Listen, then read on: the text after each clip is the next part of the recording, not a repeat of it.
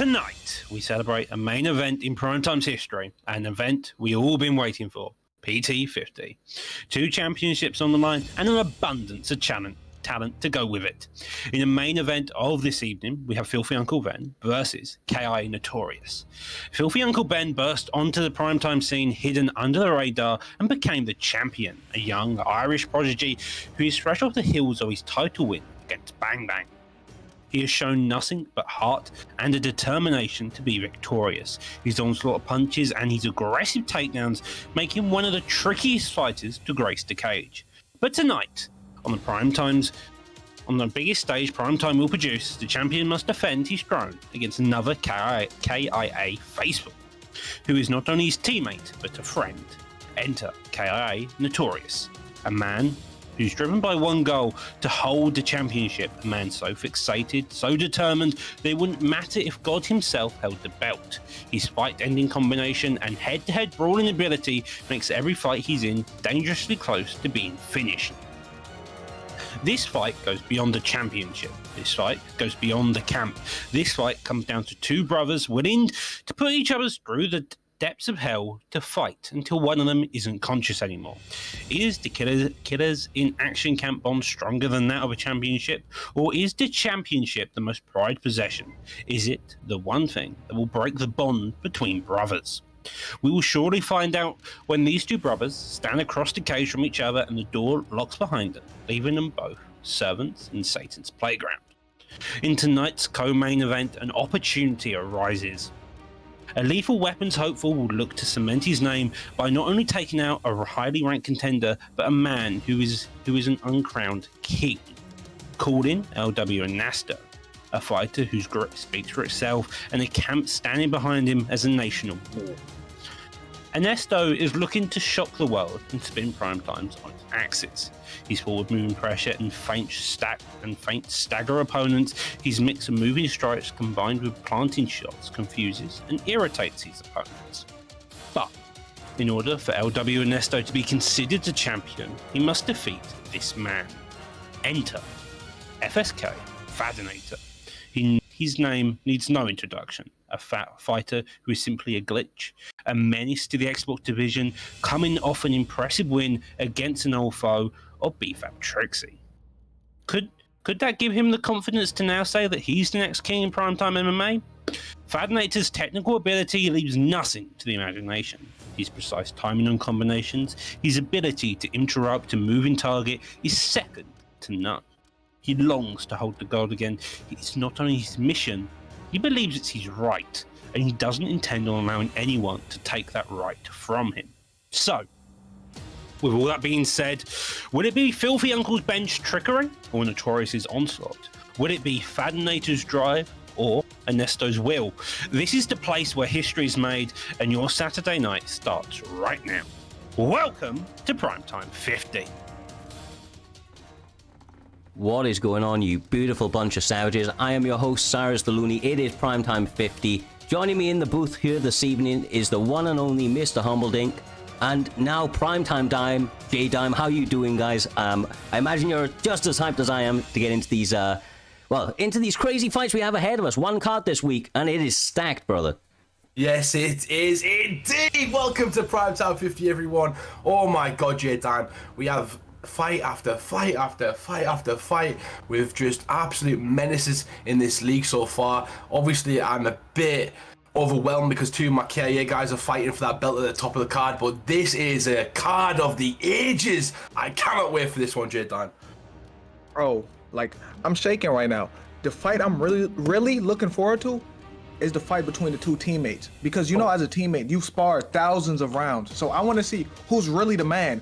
Who's really the best? Who has the right to be the champion in Primetime MMA?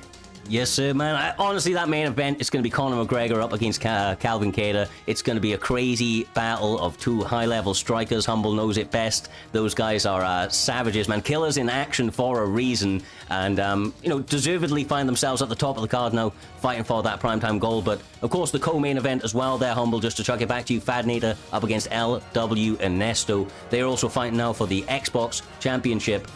2 men enter, 1 man will leave with the gold. And, I think that both guys are on a massive, massive streak right now, so I think it's a great opportunity for both of them. Yeah, it definitely is. And thinking about what Doc said in that intro, it's a huge opportunity for one of these guys to come and seize that title. And, you know, we've seen it last season with Fadinator. He went on an absolute crazy tear, and the only man to stop him was Trixie. And Fadinator got over that hump early this season and beat Trixie. So, you know, he's got to be filled with confidences, but he's got no short task in him, Jedi, than Esto, who's going to come in there and try and take his head off. It's different when it's for gold. We know this. What a great fight we have there. It's way different when the pressure's on you. Like, you can beat people up, you know what I'm saying, ranked and all of that, but when people watching you, when you have hundreds of people watching you, everything changes. Your palms get sweaty. Like, we'll see who's really the best, because anybody can be good in training, but when it matters, let's see who's really the best.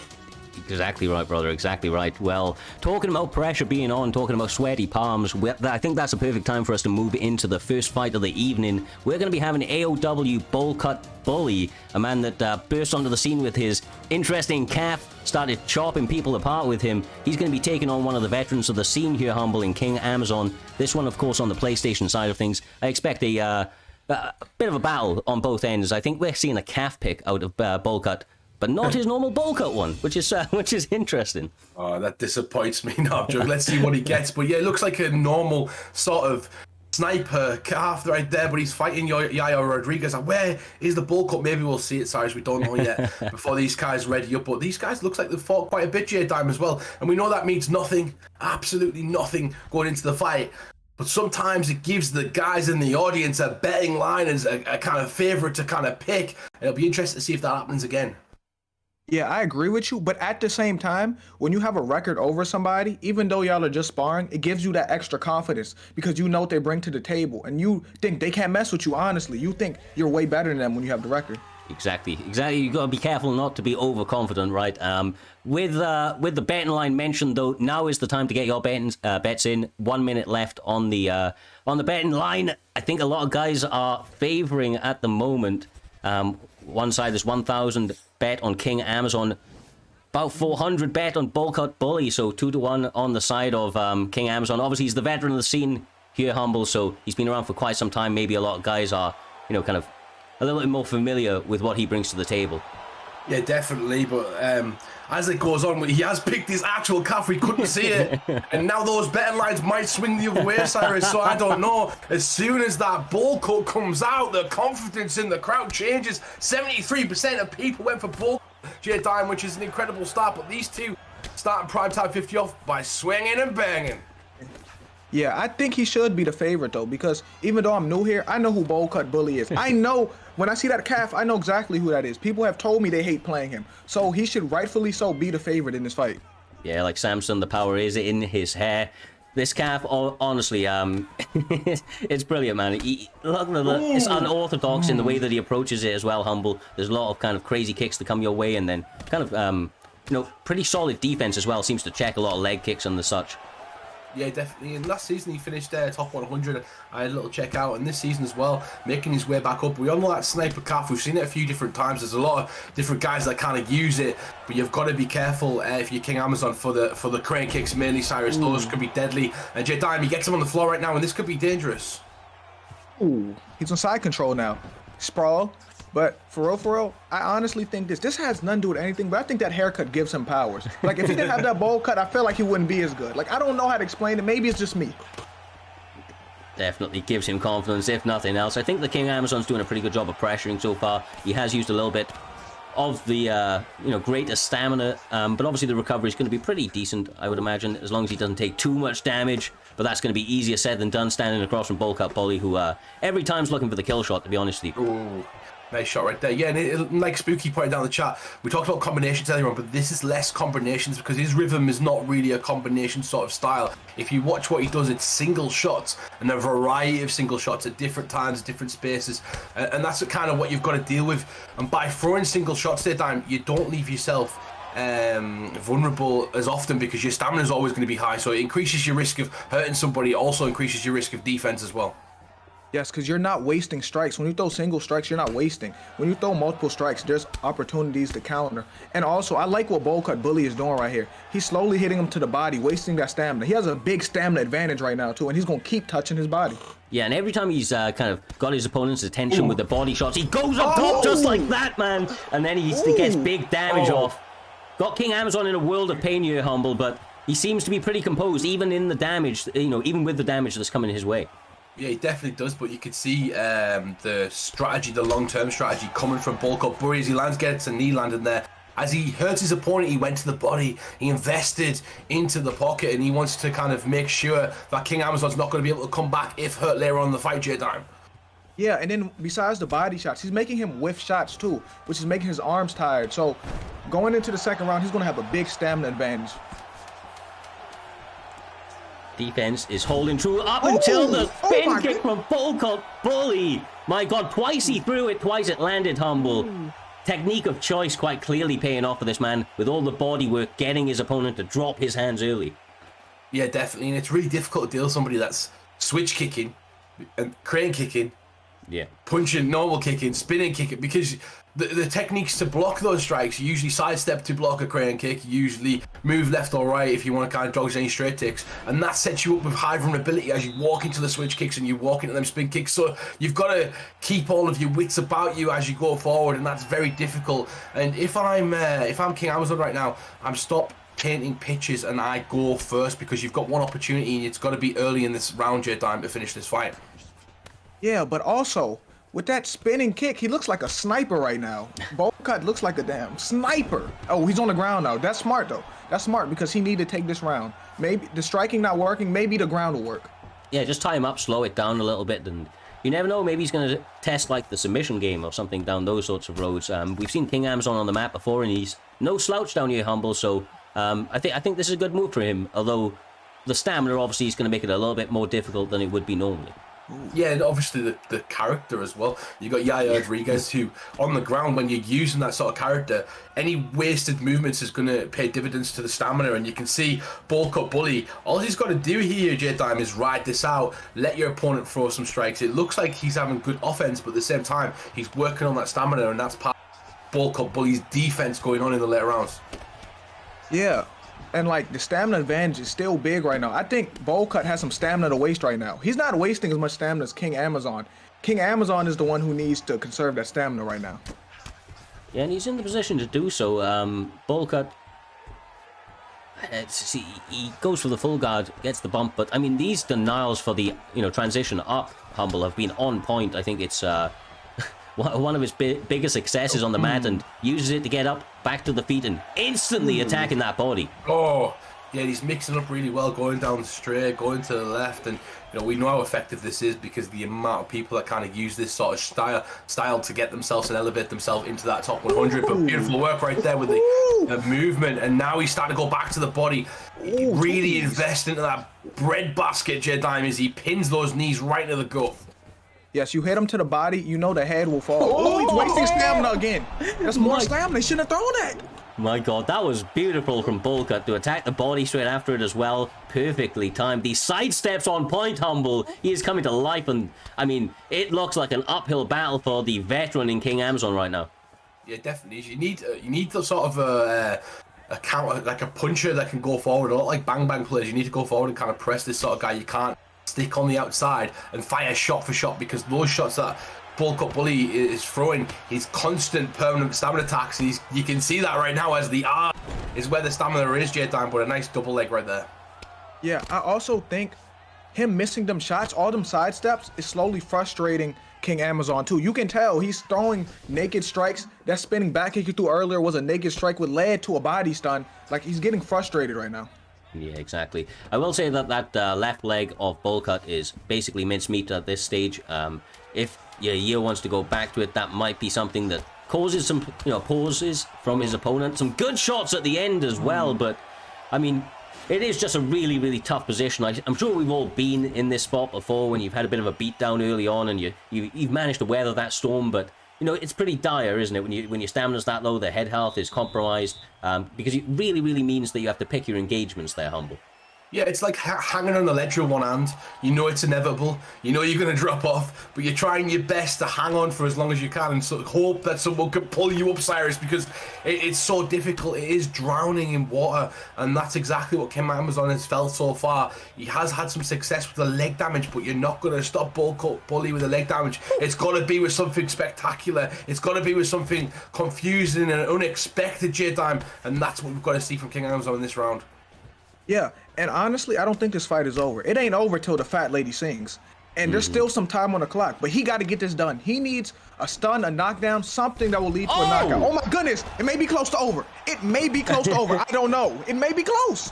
On a moment's notice, Bolcut Bully unleashes, decides it's now his turn. An interesting point made by you, you know, it's not over until the very end as he lands a flying knee of his own. I know that Kieran guy was calling it 19-19 going into the third and final, so never has the final 3.5 minutes been as important here, Humble, as both guys try to battle it out and get their hands raised, making them victorious here this evening.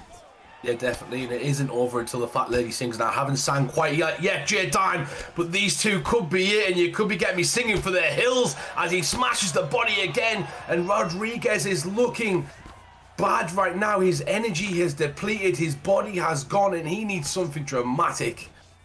Yeah, his energy's zapped. And his body's hurt again. Hey, the fat lady may be singing. It may be close to over. The fat lady is about to sing. Tell me she sang. It's over. She sang. She just sang. The fat lady just sang. God damn. Bolcut Bully in a back. He came back in a big way here this evening, Humble. God damn, that was a performance. Yeah, all of a sudden he put that hair on, he put his makeup on, and he got some tattoos, and all of a sudden he had Super Saiyan power as he lands that beautiful liver shot right there, J-Dime, dropping him to the mat. That was a difficult fight. Do you see the taunt? That was nasty. Dang, that's insult to injury. He's already dead. He just stood over his dead body, basically. He taunted him after. He knew it was over. He knew it was over. He didn't jump either. He blew him a kiss. He blew him a kiss. Good ass anyway, play. Primetime guarantee. Primetime guarantee. I mean, one way to kick off the card, man. Action-packed battle as expected. King Amazon up against Bolcut Bully. Both guys leaving it all in the cage, but it takes us beautifully on to the next one. It is going to be Rasputin up against TFA's Evo. Two guys that have been around the scene for quite some time now, Humble. Obviously, Rara's been around for a very, very long time, being on the ups and the downs of the community, trying to put it all together here in Season 3 on the Xbox side of things. Has a tough test, though. Evo's a challenge for this man and currently holds 2 wins over him from previous matchups. Not in prime time, but generally.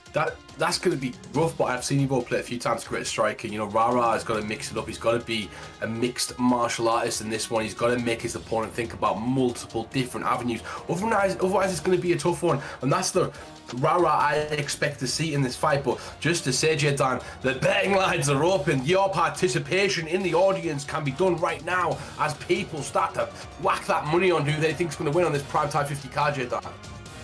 Listen, I've never seen Rara fight. So I'm looking forward to this. He better put on a show, because you know first impression is everything. Yeah, 100%, man. He's a guy that's really, really kind of put it all together, Jay, under the Primetime banner. When he started, he'll be the first to admit he was not the best player, right? He started, had a lot of holes in his game, never really took the losses to heart, continued to go back to the lab. I always used to say that, you know, he used to go to the mountains, come back looking healthy every time, always seemed to bounce back with a win after some time off, and showing massive improvements, Humble, and over time, because he's been with us for a long time, it's now developed him into being a complete mixed martial artist, and he seems to have an answer no matter where the fight goes these times. Yeah, definitely. And you know, Jay made a great point a second ago. He hasn't seen Rara fight, and that's due to our ever continuous expansion of Primetime and the audience that it brings in, and the people that are in the audience tonight. And I know there's so many people that have not seen some of these competitors fight for Primetime, and it's Primetime 51. It's literally our biggest event for Primetime so far, and these guys have got a chance to show everybody in the audience who they are. They've got a chance to show everybody how good their skills are, and that needs to be done right now, J-Dime. You show up or you get booed out of the stadium. It's simple as that. Exactly. I couldn't have said it better myself. So I'm looking at the picks, Paulo Costa and Jared Cannonier. That's interesting because if I'm Jared Cannonier, I'd zap the stamina of Paulo Costa. All that muscle you walking around with, that taxes your stamina. Exactly right, exactly right. And Cannoneer comes with a beautiful kind of Muay Thai sort of style. And I mean, it's more of a power style as well, right, Humble? Because everything he packs is with some absolute heat, so he can match the kind of damage output of somebody like Costa. Obviously, especially if he goes to the body like Jay was mentioning, it could be a recipe for a lot of success early. Yeah, definitely, and both of these guys are powerhouses, like you just said. 98 power from a Cannoneer coming forward. I'm not quite sure of Costas, but I think it's around 97, 96, so these two have both got it all. One of the things I will note, though, is the stamina from Paulo Costa is not the greatest. It'll be interesting to see, just like the last fight, J-Time, if he's going to be throwing combinations or he's going to be throwing singles. Yeah, and then also, they're both look like they carved out of stone, like they're on a Jamba Juice. They're both really swole. They got really nice physiques. Jamba Juice. Right now, they do seem to be taking a bit more of a tactical approach, obviously trying to attack the body and legs at a high rate here, Humble, but I feel like they're just kind of still a little bit hesitant because it is early on and they don't want to throw the fight away.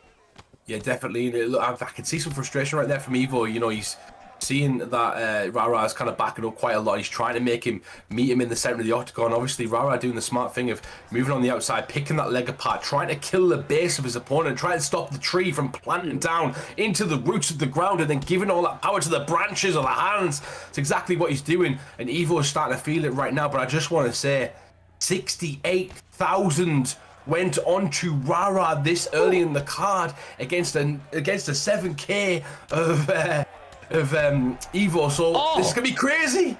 Oh my goodness. A lot of people were going to be disappointed, but he stands up and chops the leg, Jay. Got him injured and straight back to the clinch. Looks like he's willing to put it all together, is Rara here this evening. Yeah, Paulo Costa also got a stamina advantage, and surprisingly he does, because I thought that Jared Cannonier would have it, but Paulo Costa has it right now. That could be key. Yeah, especially if he's like making him whiff shots, you know, every single time that Costa's thrown, he's kind of hurting his opponent, and it's a bit different, but Cannonier seems to have kind of focused on that leg at the moment, J Diamond. He's trying to plant and chop that leg away from him.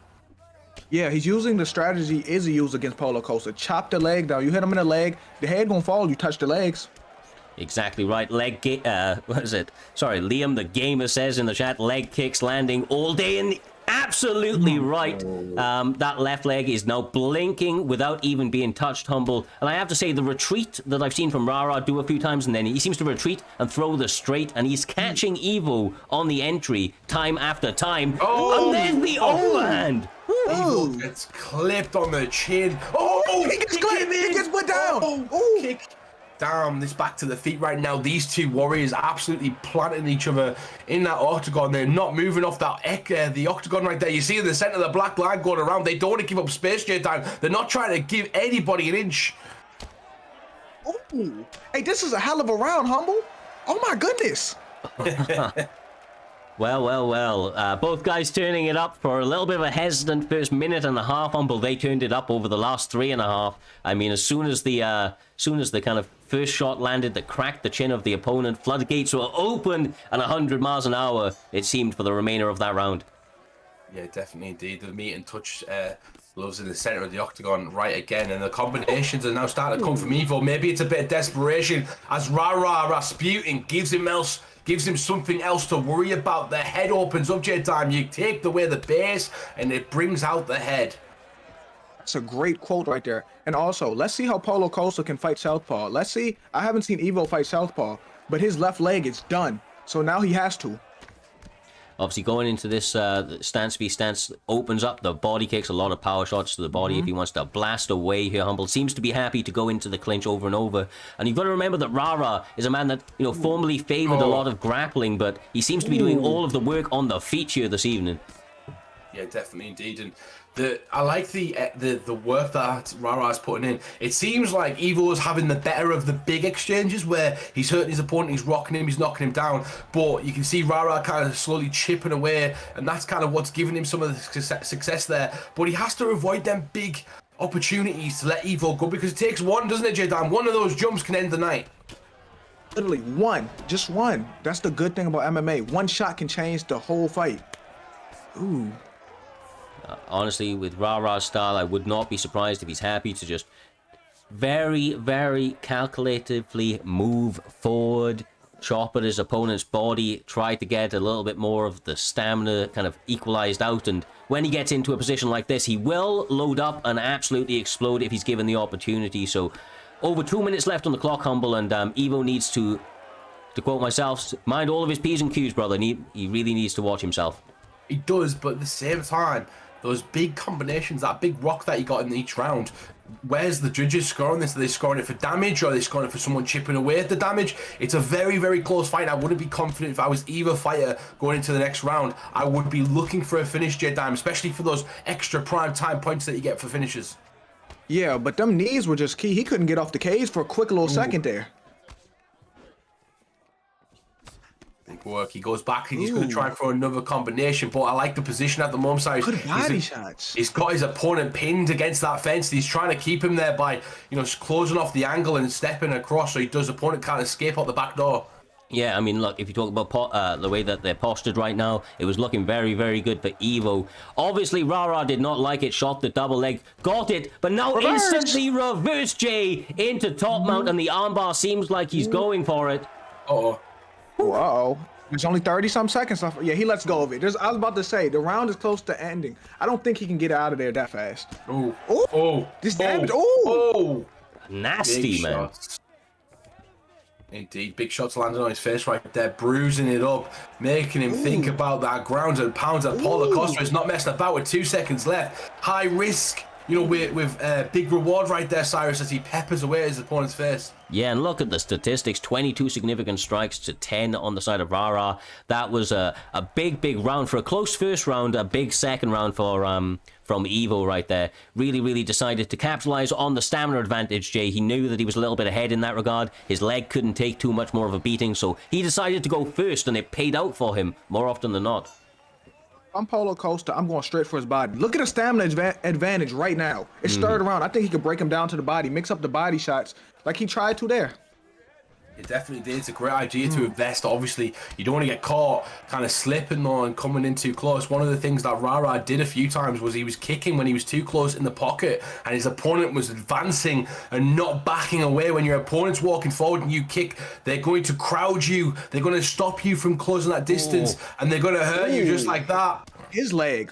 Ooh. Yeah, and I have to say that Evo seems to be settling in and becoming ever more comfortable as this fight is going on, and Rara seems to be getting a little bit panicked. These overhands from distance out here, Humble, seem just a little bit panicked, like he's just kind of clutching to try and get something going in his favor in this last round. Definitely, indeed, and it's tough when you're against it. He's had some success, but at the same time, like I said, I am not sure about the game plan so far, because this round, he's against the ropes, he's against that fence, and that's exactly what he didn't want. He didn't want his Paulo Costa advancing forward, throwing these combinations, because all of his perks, they attribute to this exactly. J-Dime. Ooh, elbow. Listen to me, guys. Paulo Costa can put this fight away. Like, look at the stamina advantage. Like, if he fights this right, he may be able to end this fight. Maybe. Yeah, I mean, right. Ooh, a nice knee. Ooh. My God, Panda's easily got 2 minutes left in him, but he does not need it. The finish becomes available after the flying knee. Was able to get the health low, Humble, pressed, and that's all he wrote. After, a pretty good round from Rara as well. That was a good performance from Evo. Yeah, Evo took that, turned it into a fairy tale and said, rah, rah, rah, sleeping is what I'm going to be giving you today. And that's exactly what he was on the canvas right there, J-Dime. Great performance from Evo, and just like a horse race, he timed it perfectly at the last hurdle, had a bit of energy that, Rara didn't have, and he pushed for that final hurdle and started whipping that horse to get the result. Yeah, I knew this fight was close to over, though, and didn't you say Rara? How much they bet on Rara? Because somebody's going broke today. 67,000. Somebody's going broke today. Someone is going broke. Well, another beautiful matchup. We move on to the next one, which is going to be A55 Spooky returning to the cage. Yeah, I know, man. The guy's an absolute savage. It's good to see him back, but he's taking on a dangerous opponent in the heavyweight division in Similo. Obviously, this is on the PlayStation side about thing there, Humble. How about you take us into it, brother? Yeah, definitely. And I was the guy that kind of booked a lot of these fights tonight, and I kind of forgot about it. I've had a bit of whiskey since then, Cyrus, and when you said that right there, I completely remembered the exact reason I made this matchup. You know, Spooky's coming back. He was 5-2 last season. The last person he fought was myself, and he went on an absolute tear through that PlayStation division. One of the best grapplers on the PlayStation side. He likes to go away. He likes to lab. He likes to reinvent himself. And Simolo's got a great opportunity. He called a lot of the Division 20 players out. Tells me that he's a very confident young man, and it'll be interesting to see how he does against Spooky because he's got a tough prospect in front of him, J-Dime. Yeah, and 855 Spooky, I've heard about him. Like I said, I'm new here, but certain names ring bells, and I know who Spooky is. Well, it is in heavyweight, and I think that's actually going to favor these two guys a little bit. Obviously, I get a little bit of a kind of precursor to what the fight is actually going to be, and it looks like we're having Brock Lesnar up against Fabricio for Doom. I think this will be one hell of a matchup. I cannot wait to get into it, and with that being said, we switch across because I think they're about ready to go in this heavyweight division. Like I said, heavy hitters, Humble. Both guys got a lot of grappling skills on display as well, but, you know, heavyweights, man, you don't really need these takedowns. It's just a couple of right hands to land, and that's a game changer. Yeah, 100%. And I've said this before. Spooky's been one of my teammates, and I've fought him over 100 times. And I think Spooky's got the best Brock Lesnar in the entire game. It's the best character of his by a mile. And this is somebody that held me in side control for 5 rounds when I was at the top of my game and made me feel like a piece of crap as he elbowed me, and I couldn't do anything about it. 5 minutes, I was just sat there going, oh my God, what's going on? And if he gets that on what we're doing right now, it's going to be impressive because he's gone against a jiu-jitsu world champion, somebody who submitted Fedor, someone who's beat some of the best in the world. He tapped out. I think he beat Miocic as well for the belt. Werdum is no joke, and he's a fantastic striker because he's got that Muay Thai, especially after he knocked out Mark Hunt, but he's also one of the best grapplers in the world, which will help this character going forward, J-Dan. Oh, so Humble. When were you at the top of your game? I like how you just threw that in there. When were you at the top of your game? Every week. Primetime time on full savage mode, but these guys trying to replicate that in the cage. Instantly with the single leg attempt is Simolo, but it easily defended from Spooky G, and now it's kind of probably into what he feels is his world, Humble. Obviously, we know how dangerous this man is in the grappling exchanges, as you alluded to a moment ago. Yeah, you've got to be careful as well because he gets you against that fence. Those rear knees do permanent leg damage. One of those knees has already took away a massive chunk of that leg health, and that's what you got to be careful of. But, you know, this is what Spooky wants right now. He wants the control on the ground. He'd prefer to be hip on top because that's where he can land the ground and pound. So Werdum's not in a terrible position right now. He just needs to avoid getting took in a mount J-Dime. Exactly what happened right there. Yeah, this is exactly where Brock wanted to be. And it's early in the fight, too. He's already on the ground with him because Brock Lesnar don't want to strike with anybody. As we know, he doesn't want to strike with anybody. This is where he wants to be right here. Top control and controlling the game with control time. Yeah, he's a fantastic hammer, not a great nail, so putting his opponent on his back and just absolutely raining down bombs seems to be the way that Spooky G wants to go with Brock Lesnar. And I think it's a great plan, as Jay was alluding to a moment ago. It doesn't really allow Werdum a lot of options. You know, even the submissions are there for him. He is a Brazilian Jiu-Jitsu black belt, but it's pretty tough up against somebody like Brock, who's so powerful out here, Humble, and has a pretty solid submission defense. Oh, this is MMA. If you've got Brock Lesnar on top of you, he's landing bricks on your forehead. How are you supposed to think about doing an armbar while you're getting hit with a brick in the head? It's completely impossible to do so at times, and you've got to be an absolute cold, calculated savage to do so. And at the moment, we're seeing a different sort of ball game going on from Spooky, but beautiful turn right there. The R1 circle button right there, J-Dime. Beautiful to see it first. But he takes backside already. Yeah, definitely. Got it already. Yeah, and that's obviously got to be deflating, right, Jay? Simolo worked hard, got that reversal back to his feet, tripped him over, but now he's instantly back on the mat with his opponent in top mount and looking to hammer down shot after shot. Yeah, like, for real, I thought he did something. Once he got the trip, I said, oh yeah, he's on top. And next thing you know, Brock is back on top. This is where Brock wants to be right here. You know, Brock was an All-American wrestler, too. Not just a WWE wrestler, he was a good college wrestler as well. He come the Raining bricks. shots, that's a big guy punching you.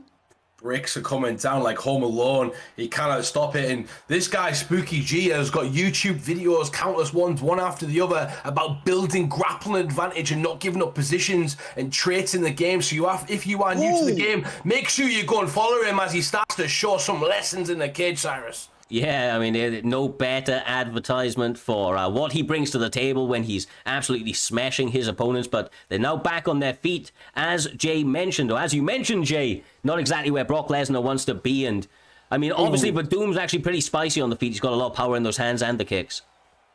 Yeah, and you know what else he got? A flying sidekick. He can run up and throw a flying sidekick. No one else has that. Maybe he could catch him off guard.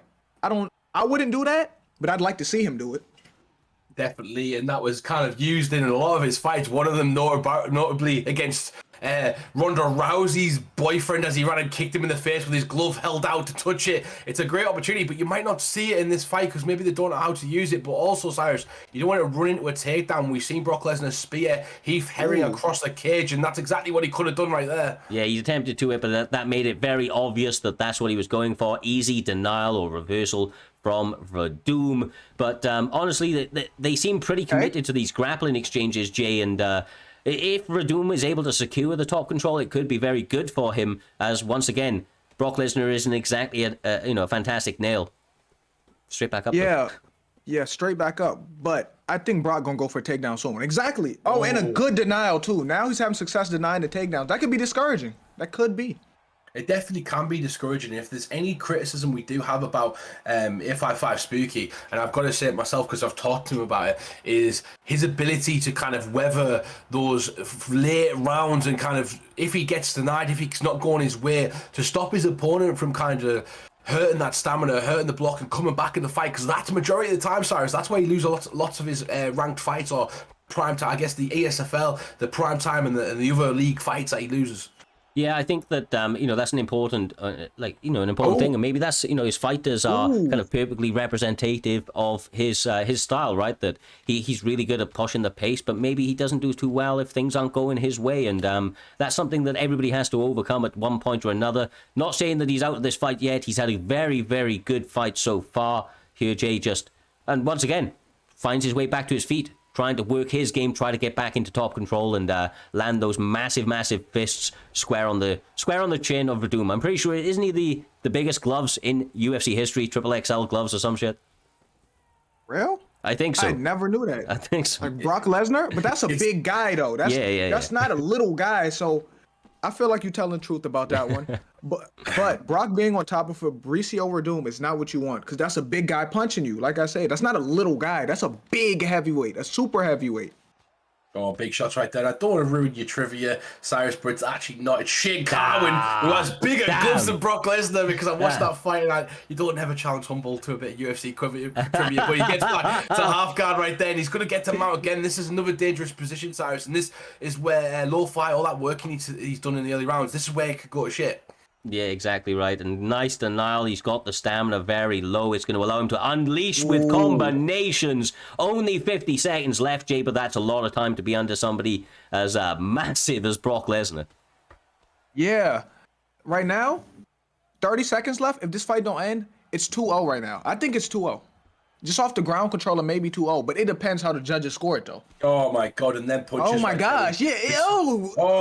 We talked about permanent damage, and there's permanent brain damage coming from Brock Lesnar right there as he's dishing out some medicine, and that medicine is violence right now, Cyrus, as he could get a finish. Late in the round, beautiful work from Spooky to end that one there. Yeah, I mean, look, he chose violence. I mean, it is a fight, brother, but he was doing it with malicious intent, Jay, just really, really unloading in those final seconds, and it looked ferocious, brother. I would not have liked to be in his opponent, in his opponent's position right there. Yeah, I thought he could finish that fight. If there's a few more seconds, them shots were taking a toll on Fabricio. Oh, Jesus. Spooky might have seen Similar's message in the chat. Similar, you can tell he's got some frustration right now as he tries to put him in the crucifix, calling him all sorts of names in the chat, as you can see some frustration right there. But Spooky giving a bow and then a big overhand, Cyrus, to say, welcome to round 3. Yeah, I mean, just started out quickly. That was a nice sidestep, nice double leg from Spooky G, and now he's back to his bread and butter, working the grappling there, Jay, slicing across into top mount, and probably going to look for his opportunity to unload with another sequence of massive, massive ground and pound shots. Yeah, Fabricio has to do something, because I have him down 2 rounds, and he's on his back. He has to knock him out, stun him, something, because I have this 2-0 right now. Oh, he's going to the body now as well, J-Dime, starting to invest. He wants to punish Simolo. And the thing is, there's quite a smart little strategy from you, Simolo, Cyrus, because I've said it before, the way to fight Spooky is chaotic. You cannot let him systematically break you down, hold you in positions. You have to make him alive. You have to make him do stuff like go for transitions when he hasn't built his grappling advantage. And that's exactly what Simolo did. Ooh. But Spooky knows this game like the back of the hand, especially that grappling system. Yeah, maybe been working on exactly what you had mentioned, which is, kind of staying composed in some of those more dire positions, because Simolo did have a couple of moments where he looked like he was coming back and, had a lot of top control, but Spooky G has risen to the occasion here this evening, J-Dime, and easily getting the denial, able to hold this position and continue to work that body. Yeah, I'm not going to say it's hopeless right now, but Spooky has been controlling this ground this whole fight, and he put him down again. Like, I don't know what Fabricio's going to do, because this is going to wear on him. Yeah, it's not the most entertaining thing to watch, but it's dominance. Yeah, 100%. He'll keep you in that position as well, and he'll try his best to stop you, Cyrus, from moving there. But he goes back and he gets a good opportunity to get back to his feet right now. But Spooky against the fence, he's going to try and take the back and drag him back to the mat. Exactly what he did, Cyrus. Yeah, exactly. I mean, look, there is a method to Spooky G's madness. He quite clearly has a game plan in mind when he enters that cage, and he executes, man. He's quite clearly adept at executing his game plans, Jay, and you can't hate on him for it. Quite clearly, it works for the man. Had a very good season last time out and looks to continue that going into this one for the PlayStation side of things. Yeah, you can't hate on the way he's fighting, because do you want him to box with Brock Lesnar? Do y'all want him to box with Brock Lesnar? This is what Brock Lesnar do. He is a wrestler. He is a grappler. And to me, this is smart. This is how you're supposed to fight when you have Brock. Started to pepper those ribs again. It's one of his favorite positions to sprawl. He thinks people get complacent here. People get lazy. And you can see that right there as he lets him kind of, go back, and he's being dominant, landing these strikes. Now, Cyrus, he hasn't got a finish, which is not going to help his points in prime time, but he will have 1 or 2 extra fights to try and propel himself to that title shot. He didn't make many mistakes in that fight. No, almost picture perfection. A couple of moments where Simolo was able to turn it around. And like I said, I mean, especially with the bit of information that you had dropped in terms of some of the adversities that he normally kind of faces in his matchups, I think that actually only proved to show that Spooky G has been working on his game in a really, really good way, man. Was able to take some of the pressure that Simolo was able to put out in that second round, early part of it, was able to weather that storm, turn it around, and, basically win the later half of that second and the third round. Very, very good performance all round, and I'm interested to see what he's able to do going forward in this division here, Jay, because when you fight in that way, you know that your opponents are going to be very, very cautious of trying to get in the cage with you, because it's intimidating knowing that your opponent is going to take you down time after time and make your life a living hell out there. Yeah, it's really tough when every time you make a mistake, you're going to be put on the mat and you may not get up. That's frustrating for people. Mm-hmm.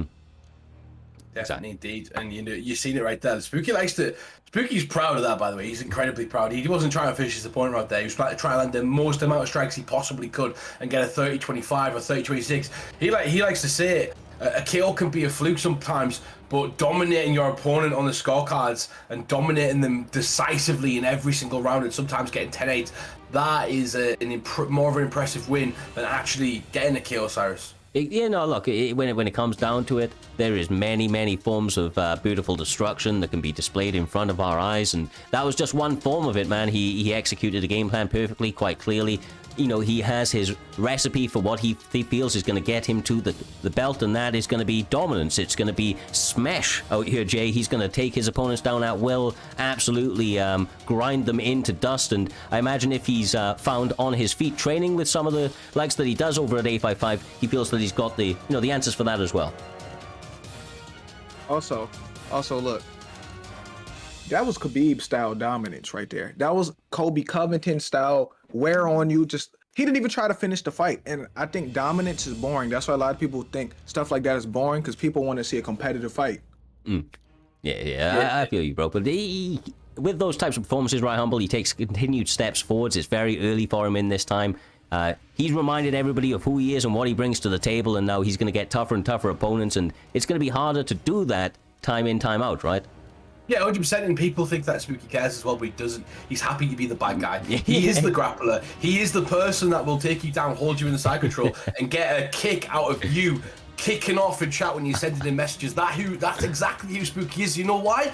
Because he likes to teach people how to grapple on his YouTube. That's all he's about. Teaching people the parts that they're bad at about the game. So go and watch him, go and get better at the game, and we'll move on to the next fight. And it's a fantastic one. I think he's still time a bet in the chat. There's 43 seconds left, I believe, or 40 somewhere else. And there's been a lot of money put on the line tonight against these two. You know how it is, Cyrus. These two have had a rematch, I think it is, and it's going to be interesting to see how the lines come out at the end of this one. Yeah, two phenomenal strikers, and if you don't know already, you're about to. It is Hayes up against Warbsy, BFAP Warbsy, that is. Two guys that are quite honestly phenomenal no matter where the fight goes. Particular shout-outs to their abilities on the feet here, Jay. I expect this to be a striker's delight. As we're seeing a Kevin Gastelum up against Robbie Lawler pick, at least that's what they're hovering over at the moment. Without further ado, we're going to switch across, but I expect big things. Like I said, Humble Hayes has beat a lot of names in the past, you know, names that he's been doubted and kind of touted against a win, beat Dino, etc., in the past in matches that he was expected to lose. So he believes in his ability, gets a lot of kind of shit in the chats for kind of talking his game, but continues to deliver in entertaining ways. And Warbsy is just the man, you know, just the dance partner to do that against. A guy that's been around the scene, has seen every style that's possible, and is really, really here to, you know, kind of get back into that win spree and try and get back towards that title. Also, you said they're two great strikers. I love seeing a great striking match. We just seen a grappling match. Now we could balance this out with a striking match. So I got my popcorn out and I'm ready. 100%, and two of my favorite strikers to kind of watch as well. I do think Kelvin Gastelum can kind of be a bit of that grappler, and that's maybe what he's looking at. We talk about mixing it up, and sometimes, you know, you've got to mix up your aspects of the MMA to kind of get ahead in these fights. It is a esports fight of skill and high level competition, and you can't always rely on the striking, and that might be a little bit of a back pocket game plan, you know, to go ahead with this in this one, Cyrus. Yeah, and just on that point, to kind of play the devil's advocate, Warbsy as well, man, his camp name is BFAP, built for ankle pick, and let's not forget that Robbie Lawler picked Ben Askren up and dumped him on his head like he was nothing, so that man can wrestle too. I don't know if we're going to see it, but like you said, there are ripples to this game that, if fully explored, can leave your opponents kind of speechless. Oh, yeah. Hey guys. Listen to me. Robbie Lawler got some sneaky striking, too. Besides just punches, he got that almost like a flying roundhouse kick, too. Like, he got some sneaky stuff that could catch you off guard. So, I'm going to see if he throws this fight. Yeah, definitely, and I'm liking the work I'm seeing so far from Billy. He's coming out and kind of throwing wide-angled shots. You'd think that Lawler would try and meet him, or Warbsy try and meet him in the center with maybe some straight strike styles, but it is Hayes that's kind of done really well so far with those massive hooks and the massive body work that he keeps laying off onto Robbie Lawler's skin. Yeah, and honestly, that's where Hayes actually really excels. Billy Corley is a boxer, brother. He is a boxer through and through, and that's where he gets his work done. Has to be careful of some of the returns of Warbsy as he continues to dig with that left or right hook to the body, sorry, once again. But, you know, they seem to be finding counters for each other at the moment, Jay. I think it's just about whoever gets cracked first is going to ride that momentum. Yeah, I think Robbie Lawler could start slipping that jab, because every combo starting with that jab. He's even double jabbing. I think he can start slipping it. Yeah, definitely. I watched a second ago as Warbsy landed a beautiful jab hook combination. It looked like they're right there. It lands again, and that's kind of his money shot at the moment. At the same time, Billy Connolly, he keeps going with a straight and a right hook to the body, and that's helping him close the distance and enter the pocket. We always talk about it, Cyrus. When you're entering the pocket, you've got to kind of find a way to get into the pocket. There we go. And that's the key. The defense has got to be sharp. Exactly right. Defense. You know, if your offense is fantastic and your defense is kind of a little bit dumb. Oh my god, the pull counter. Warbsy going in at the moment, Jay. Really, really unloading. The pulls, the slips all seem to be available for him. Yeah, and then he also, a few seconds ago, slipped the jab. That's what I was talking about. Robbie Lawler right now has this in control. It's still a great fight, but I think Kelvin Gastelum head health is obviously lower right now. Slip again, another slip. That's beautiful. Look, they're listening to Primetime Dime Humble, and they're getting results. Yeah, 100%. I'm watching something that Kelvin Gastelum and, you know, Hayes keeps doing as well. He keeps offsetting the combinations of Wobbsy by jabbing to the body or going to the body with a short combination, a single combination to stop the combinations during a combination, and that zaps the stamina, J-Time. That takes away the stamina, so your shots aren't as effective as they're coming back from Wobbsy. Yeah, I agree. And you're the one who told me about throwing a body jab. You mess up people's rhythm when you throw that body jab. Exactly, man. There's many tools at your disposal. Which ones will be employed? Nice teep kick there from Wobbsy, but once again, that pressure from Hayes seems to be almost pretty relentless. He wants to turn it on with the boxing. Obviously, just having a little bit of difficulties, I'd say, towards the end of this first round. A lot of interrupting shots from Wobbsy that's kind of catching him off guard here. Yeah, definitely. Ooh, nice punch at the end. He needs to make Hayes whiff, you know, like where Hayes is doing a great job of kind of whiffing. Look at the amount of strikes that he threw a lot less and he landed a few more. So you can tell right there exactly what I was talking about, the body jabs and quick combinations. He's doing a good job of interrupting his opponent's combinations, and that's exactly what he's got to do forward. Obviously, he's got to make some adjustments, Cyrus. If he doesn't make some adjustments going in this one, the third round is going to be a difficult round to kind of win. Yeah, we will see which way they chop up. Obviously, the second round is a very big one. You've had your feeling out process now, Jay. You kind of tested your opponent's abilities and which way they react, and now's your time to capitalize on what reads you've made. And that's why a lot of guys have their biggest rounds in the second. Yeah, because a lot of people use that first round to calculate, you know what I'm saying, read your opponent. You just to measure them, see what everything they got. Oh, he stunned him. Will Robbie put him down?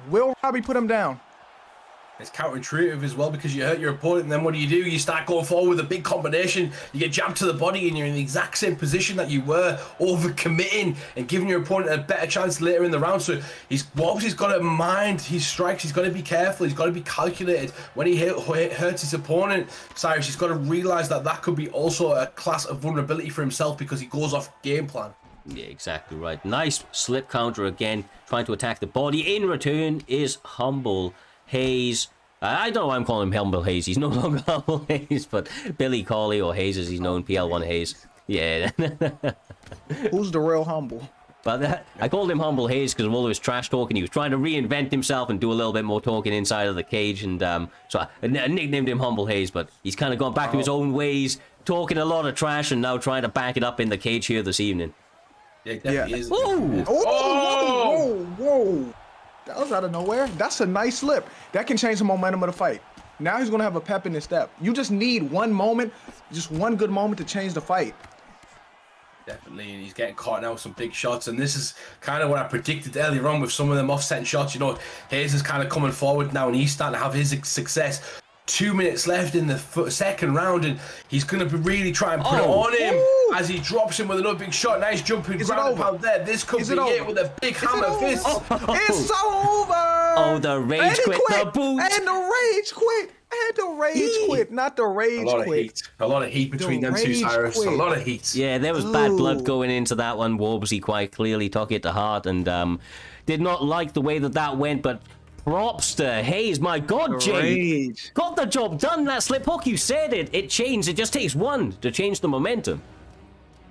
I called it. And then when you rage quit, that hurts you personally. That really hurt. Like, that hurt your heart losing like that. Because the fight was over. When you rage quit, you took that personal.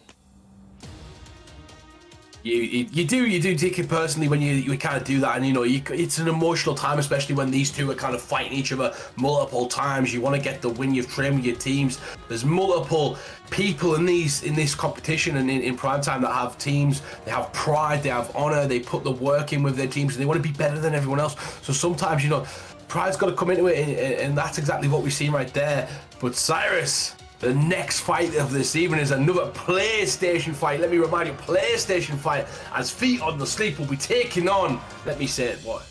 KIA Tadpole, ladies and gentlemen. Tadpole has joined KIA, and I'm absolutely buzzing about this one. He's come over to the PlayStation side with a few other members that we've just brought onto the team. We brought Samurai Robin, we brought on Dan the Freeman, and we brought on my nemesis in this bloody Primetime rotation, Big Balls Ned as well, who's beat me 3 times in Primetimes, Got to bring him. So a fantastic addition to the team, and he's been training hard with the boys, with all those guys, and he's ready to go, Cyrus. Yeah, some big signings from KIA, and Tadpole's looking to get a W in his debut performance. Has his work cut out for him. Feet or Sleep is He's a dangerous man. Bursts onto the scene, seems to be wanting to fight absolutely anybody, anytime. Quite honestly, he seems ready here this evening. We're seeing a Michael Chandler pick up against Conor McGregor. It is going to be lightweight, of course, so this is a 4-star Conor McGregor. Not sure who the banned fighter was. Wouldn't be surprised if it was somebody like Justin Gaethje or an Anthony Pettis, which, Tadpole is known for going. Oh, Dustin, sorry, I've just found out it was Dustin. Dustin was the banned fighter. Dustin's a tough fighter to kind of fight, so that completely makes sense for me as well, J-Time. But it'll be interesting to see what this young KIA member can do. Tadpole, a fantastic ambassador inside of the cage and also outside of it with, I think he's ranked number 4 in the ESFL at the moment as well. And he's just doing a great job of kind of... he's helping a lot of these leagues kind of run, including Primetime, and he's such a great guy. But it's going to be a big test for Feet or Sleep, because if he gets a win right now, he gets a win over a notable character amongst the community. So look, every time I talk to you, it's a new KIA member. You said we done added Samurai Robbers. We done added Tadpole. You said you added Big Balls Ned too? Oh yeah. Didn't he just beat you up last week? Why would you add him? If I'm you, I would block him. Why would you add him? I wouldn't play him until he can because I can beat him, and then then it's okay. But yeah, Dan the Freeman as well, one of the best players in the world. But it's not.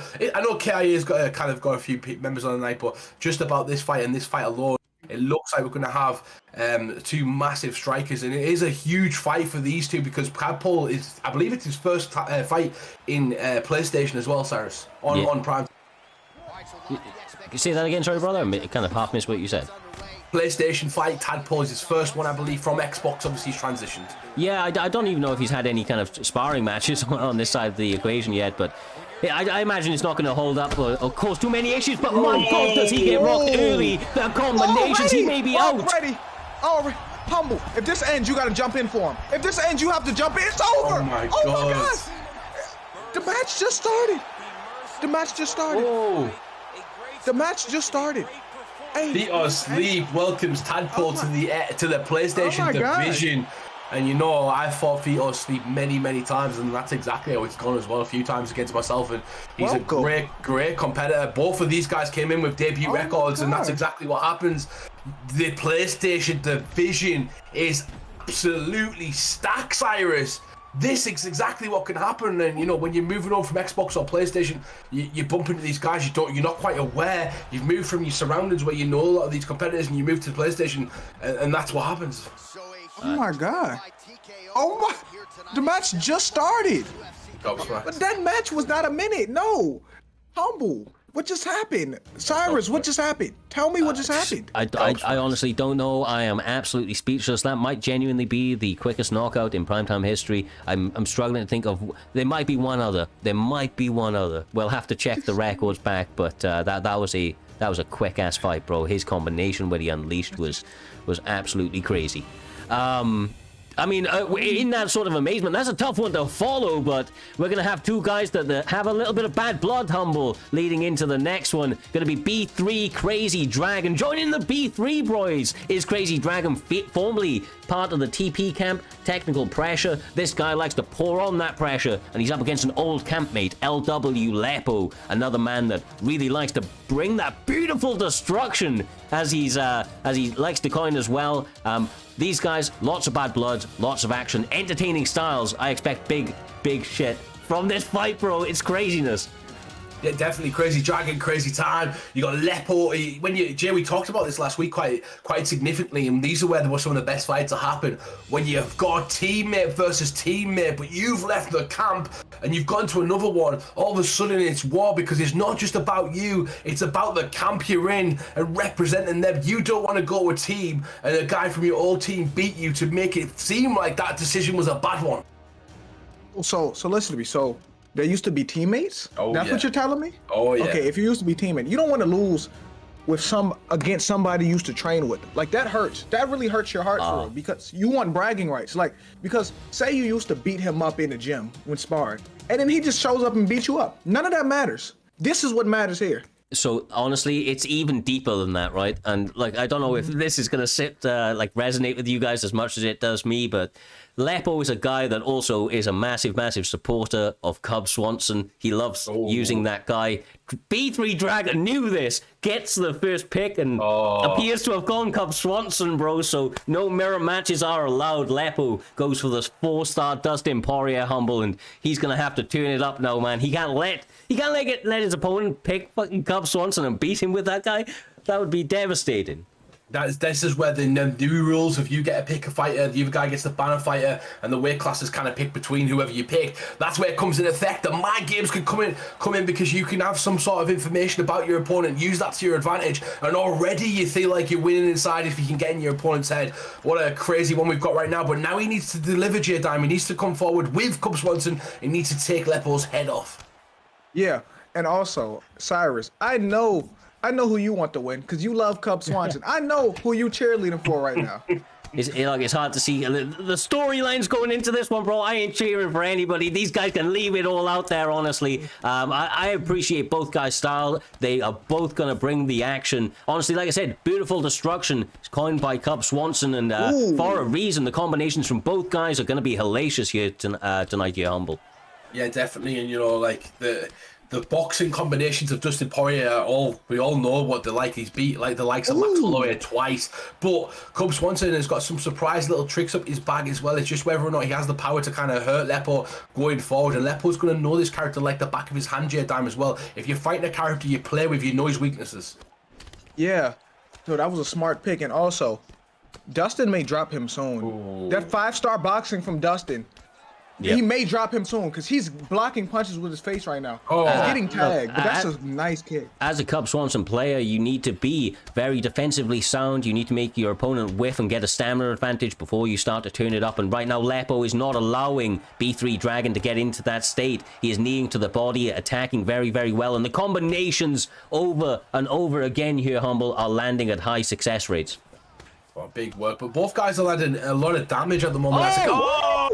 Crazy Dragon goes forward to beef up. He's trying to get a win and starts to crack his opponent. Cub Swanson is chasing him down, but look at the combination work coming back to him from Lepo. It's raining punches, Cyrus, and they are going backwards and forwards with him. Yes, look, honestly, I expected big things, and that's exactly what we're getting, Jay. They are pouring the action on. Big spin kick tried for Cub Swanson on the side of B3 Dragon, but honestly, it can go any way, bro. When they're throwing this sort of madness, one shot just needs to connect at the right time. Yeah, they're fighting with a lot of heat right now, but also Cub Swanson block is getting really low right now, too. Yeah, it definitely is a beautiful good shot from Cub. Nice work catching his opponent, and he starts to angle him off as nearly gets caught in the pocket throwing kicks there, Jordan. We've seen it earlier on how dangerous that could be. It's got to be wary of that as Lepo starts to look for that big counter right hand, Cyrus. Yeah, Lepo, he knows what he's doing, man. He's an educated striker in this game. Look at him attacking that block, Jesus. Yeah, I'm not gonna lie to you. This may get a little ugly because now Dustin got momentum with the boxing combinations. Cub need to do something. I would throw a spinning kick to the body to keep him away because he has momentum going full head steam right now. Definitely needs to invest in the body somehow, Cyrus, because you know when your opponent starts to pour it on you, he starts to come forward. You need to give them something to think about. You need to kind of change that sort of momentum going into the later rounds. And I see a lot of headshots, a lot of headhunting at the moment. Yeah, no, definitely. 100% they are throwing a lot of shots to the head. A couple of shots, like I said, peppering into the body, but there's a lot of uppercuts being thrown out here, Jay, and I think that is maybe putting each guy off, trying to get them set, the heads down. So I'm actually a little bit surprised that we're not seeing a little bit more teeps out of both guys and trying to play a bit more distance, because both guys seem to be very content to stand in the center and just absolutely throw. Yeah, but the problem with that is standing in a pocket benefits Dustin is the problem. Yeah. That's the problem. Them boxing that's what you need to do if you're Cub. Mix up the kicks. Fight him from a distance, because when you're fighting in a phone booth, that benefits Dustin every time. And I love what you're saying right now, but I have to accolade somebody in the community for their raid and a fantastic PlayStation player. Welcome in the chat, everybody. Gaming Echoes community who've just raided us. We do appreciate, we appreciate everybody coming down. This is Primetime's biggest event of this year. It is Primetime 50. Join in for the ride. I have two fantastic fighters, two former teammates, Cyrus, who are going out right now. They do not like each other. One has moved camps, and it's been a great fight so far. Yeah, storylines galore in this one. Like I said, B3 Dragon even getting his opponent's pick. And honestly, doing a good job with Cub Swanson for the most part, but lands another one here, Jay, and unloading with that twin kick. My God, it is over. He beat him with his own character. He beat him with his own character. Oh my gosh. Holy Oh my gosh. shit. He beat him with his own character. Oh he my beat him with God. his bread and butter. And for real, I thought Dustin had the momentum. Cub said, no, this is my fight. I'm not losing this. That's he put him out. One. My God, bro. Ooh, a lot of emotion tonight, Cyrus. You can tell we've 2 rage quits so far, and it's the matchmaking for this card. We should have been called Bad Blood, because there's a lot of people in this whole card that don't like each other, and that's what makes the best fights usually, because there's no holds barred. You're going for it. You're going for the kill, and we'll talk about what happened, because some people just joined us. These 2 used to be teammates. One of them had first pick, and the first pick from Crazy Dragon was Lepo's favourite character, who he goes on and gets the win with and knocks him out with that spinning kick. What a crazy turn of events there, Cyrus. It was, man. It was, especially since Lepo was looking. Honestly, he was looking on point with that boxing. He was using that 5-star boxing, like Jay was saying earlier, with Dustin Poirier. Unloading combination after combination had Cub Swanson hurt, and Cub Swanson's not good at taking damage, so to be able to weather that storm, find damaging shots of his own, I mean, props to Crazy Dragon, man. Really, really, obviously putting the work in with the B3 boys like Bang Bang, and it's paying off for him quite clearly. Yeah, it definitely is indeed. And Jay, we've got another couple of PlayStation fights coming up, and these 4 guys, well, the next 4 guys that are fighting I know very, very well, and they've been around the top of the division going forward, as we've had a fantastic prelim so far. And when you said weathering the storm, Cyrus, and that's exactly what's going to happen in the next fight, as we have Storm versus Kobe. Both fantastic strikers in their own right. Kobe known for his combination punches. I've seen this man be right at the top, knocking on the door for a title. I believe he got one last year, Cyrus, but this one should be a fantastic fight. Sorry, go on. Yeah, I was going to say, with the next one, it actually says Million on this. I don't know if he changed his game attack, brother. Do you know? Millions a different play completely. If that's happening, that's going to be another crazy fight. And listen, there's been a short notice fight from the truck that we've just seen, which I can see that actually it might have happened as I'm just getting some apologies. information. It might have been wrong on the graphics. So if that's the case, my apologies. But it's happened in the back. Of course, short notice replacements. This is a live event, so of course a lot of moving parts, and it looks like Million stepped up on short notice. So with this being on the PlayStation side, it seems like you know the man Humble. What can you tell us about this player? What can I not tell you about this? This guy just fought for a Cage Rage or ECL title about maybe a month ago. So this guy was fighting Naz. He's one of the BMF guys. He's one of the best players in the world, and you know, he's combination boxing. It's up there. This Million wants to be knocking on the door for that title as well. He was telling me, I want to be in Primetime, and that's what you're getting at the moment from all of these PlayStation guys. Primetime is being known as such a great Xbox venture that when we're starting to branch out and add these new PlayStation players into this competition, they're starting to climb up the ranks, and we're getting some of the best matchups we can possibly get. We might be seeing one right now with 2 top contenders at the start of the season. Oh my God! And he lands a combo already. Bro, the match just started. The match just started again.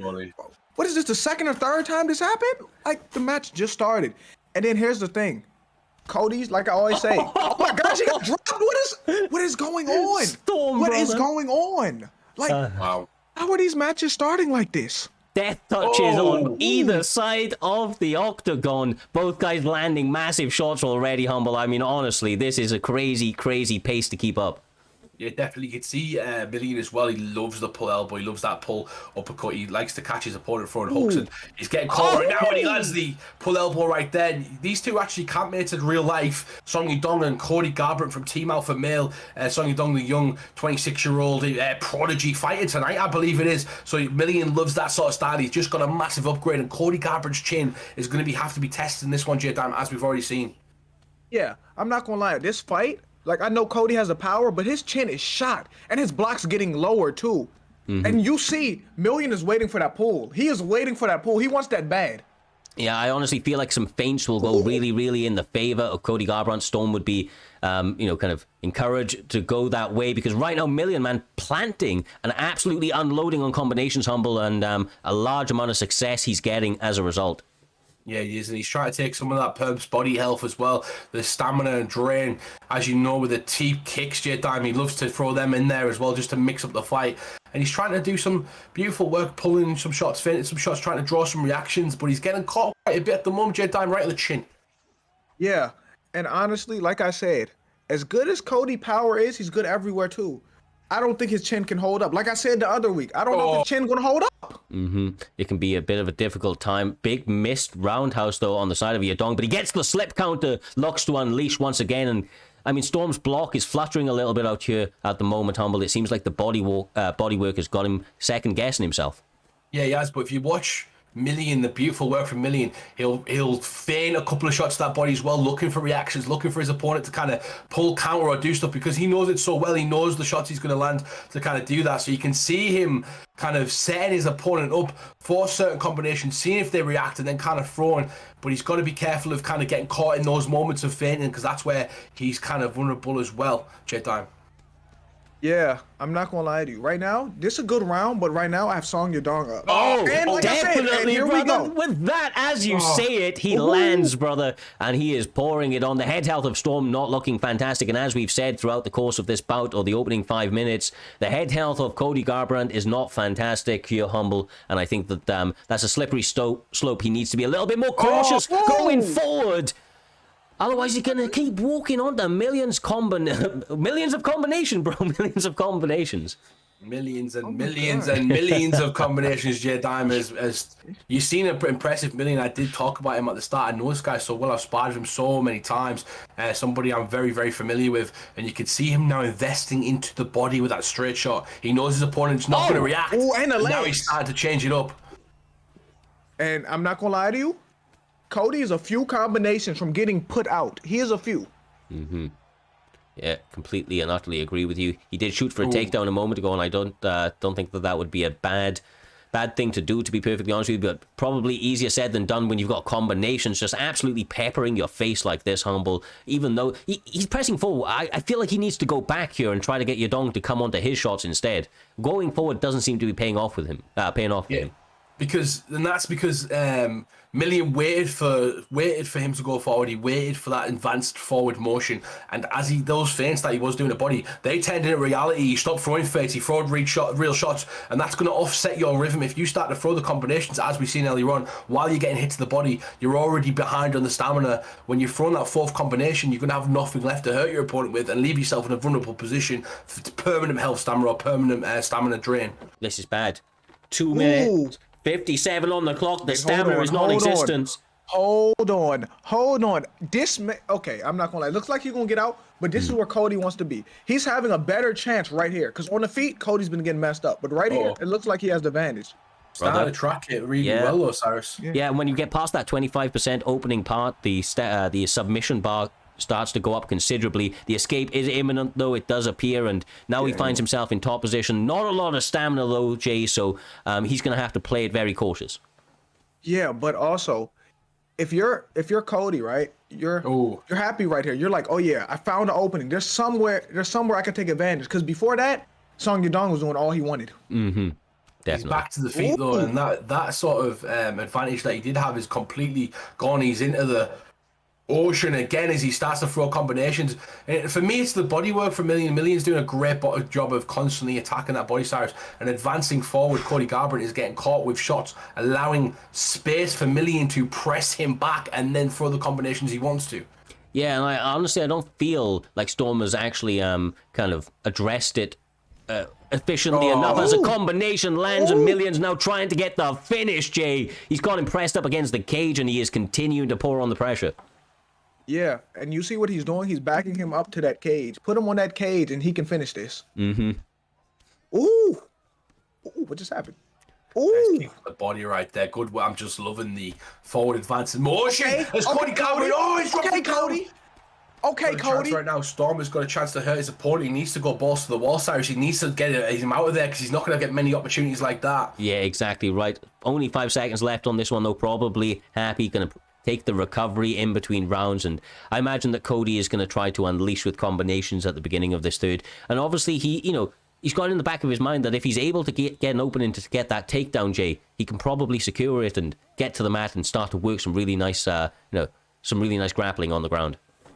Yeah, I agree with that. I think he needs a finish, though. He really does need a finish, because Song Yadong has controlled this fight. But Cody has had glimpses of success, like when they was on the ground and when he stunned him at the end of the round.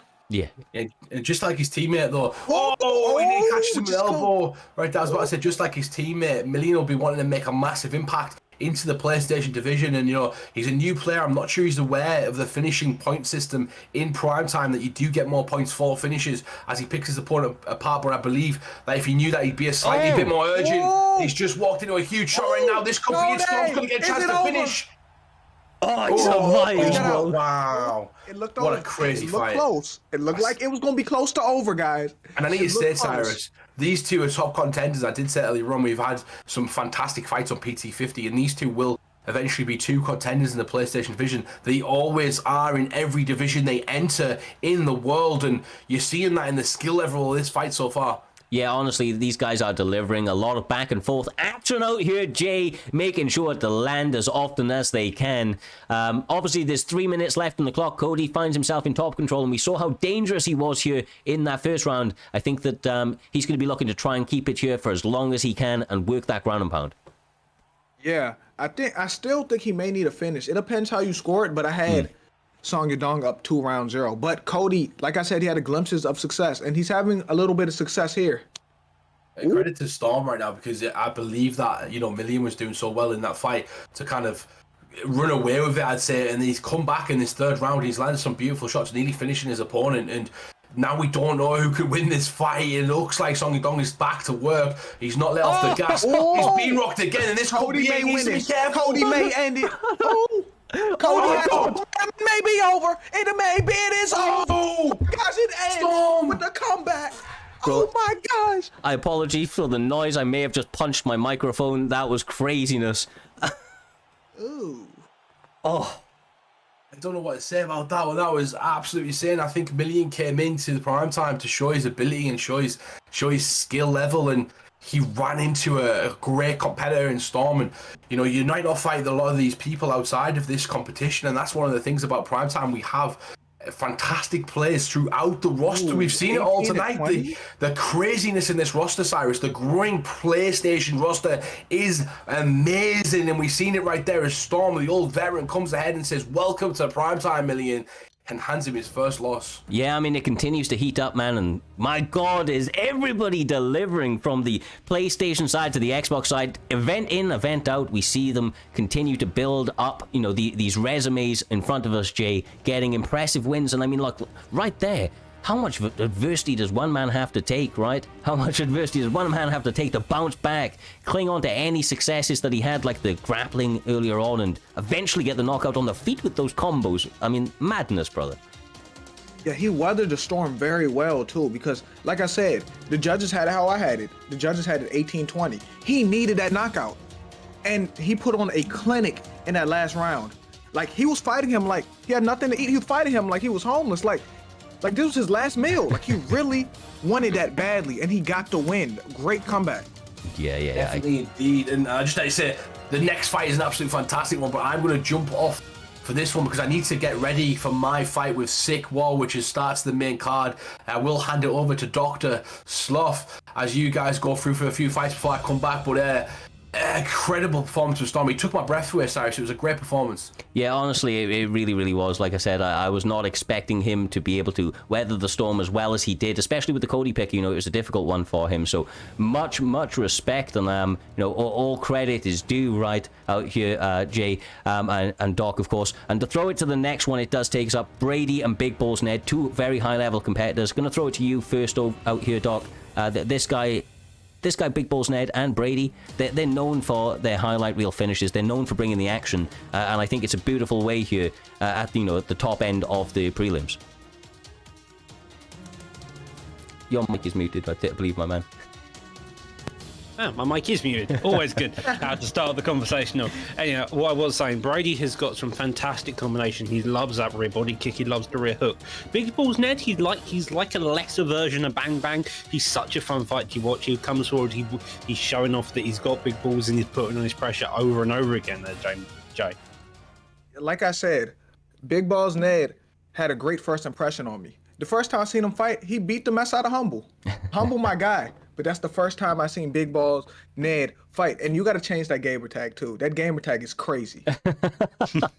That's brilliant, bro. It's brilliant. You just imagine, like, you ever watch South Park? You've seen Randy Marsh when he walks around the wheelbarrow. That is Big Balls Ned at all occasion, bro. He's out here confident as ever. And obviously going Jing Liang here up against, I think it was Nick Diaz, if my eyes didn't deceive me. I expect it to be one hell of a fight out, as a whole, Doc. And both guys are really going to pour on the pressure. I expect. One second, you said obviously a lessened version of Bang Bang. I don't know. I wouldn't agree with that, man. I really wouldn't agree with it. There's similarities in terms of, he really, really brings the pressure, but, he is a guy that will also back up and counter fight and even wrestle at times. Fair dues. Bang Bang isn't known for his wrestling. Maybe Ned is, but with that, you have two strikers touching gloves. I doubt we're going to be seeing very much wrestling in this fight already here, Joe. Yeah, I agree with you. And if I'm Jing Liang, this is what I need to do. Work Nick Diaz's legs and body. He has weak legs and body, but at the same time, that's dangerous because Nick Diaz has some of the best boxing on this game. Starting with those three pieces, looking to any kind of shots here. So far, though, they're both putting a very good measure. It does get clear with the uppercut, though. Stunt pushing the pressure already. Yeah, and look, Big Balls Ned is one guy that is not... he's not against going to the body, Jay. We continue to see it. Knees, uppercuts, lead body hooks, everything. Just chop in there. And then that sets up the head kick for him as well. He does not discriminate. He goes to the head, go to the body. Like I said, if you hit somebody to the body, the head will fall. Oh, and he denies a takedown too. Like I said, Nick Diaz has a weak body. You see them knees to the body, keep hitting him to the body. Well, he's digging down to the body with the hooks as well. Every combo he fires, another knee gets there straight to the body. Trying to fire back here, Diaz is, but he's not having a lot of success here, Looney. No, not a great deal. He has had some, of course. There's been moments where he looks dangerous, but just like stuff like that, a couple of body shots missed at distance. Brady needs to hone it in. Nice roundhouse from him right there, but eats a 1-2 in return. I think, honestly, it's just a bit of momentum, Jay. You know how important momentum is. You need to start landing. You need to build that confidence, and that sets up a lot in terms of what's available to you in the cage. Yeah, momentum's a hell of a drug. Like I said, you could be on top. 1 second, someone stun you, they got all the momentum in the world. And if I'm Nick Diaz, I was about to say, because every time you go to the body, you should mix up jab uppercuts. If he mix up jab uppercuts, he could potentially catch him because he's the uppercut clips him. The death kick just about keeps him on the feet. 2 minutes into this fight, and you already have both of them looking for a kill on each other. Yeah, Jing Liang quite clearly has hammers in those hands. But he eats a counter, Jay, and now it's going to be pulled on from Brady, who is a man that likes to, really, really turn it up. But he gets, narrowly avoids that head kick coming back, putting this pressure. All of a sudden, Dime, it seems like both of these, although started out with a very slow pace, have come back and played so much quicker now. That pull could have been really nasty if he could counter. Body combo. Invested to the body. He didn't throw an uppercut once either. He just let him tear his body up. Yeah, but I think the body work of Big Balls Ned has actually added up because the combination from Brady left him with no stamina at all out here, Doc. And you know that the KIA boys, and Ned being a recent addition to those, really do like their body work. And I think that's been a very much of a hallmark of this performance so far here this evening. Well, we can't see the opponent's HUD. We've got 15 seconds left on the clock. You've already seen Ned's stamina fairly decreasing. You've got to hope that Diaz is at least a bit more gassed, as you mentioned.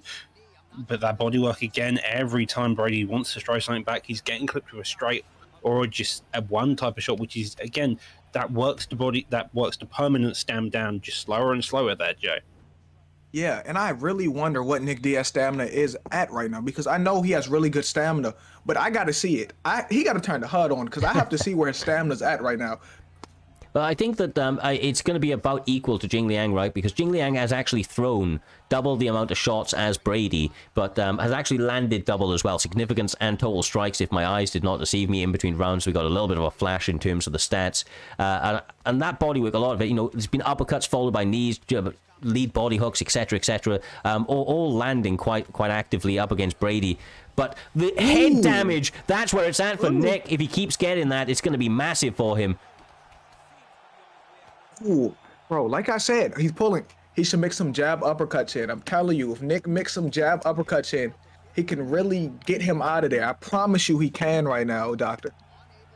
Yeah, maybe we've seen a lot of those hooks been landing on Jinx. Another one lands there. The uppercut lead hook gets to drop. Brody's playing on the back foot. He's looking for any type of way to survive, but can get the stat guard he wants to. No. Like, I want to know where the stamina's at. I have to know what Nick's stamina is at right now. I have to see. Just got to keep an eye on when he throws a combination, whether or not he gets gassed.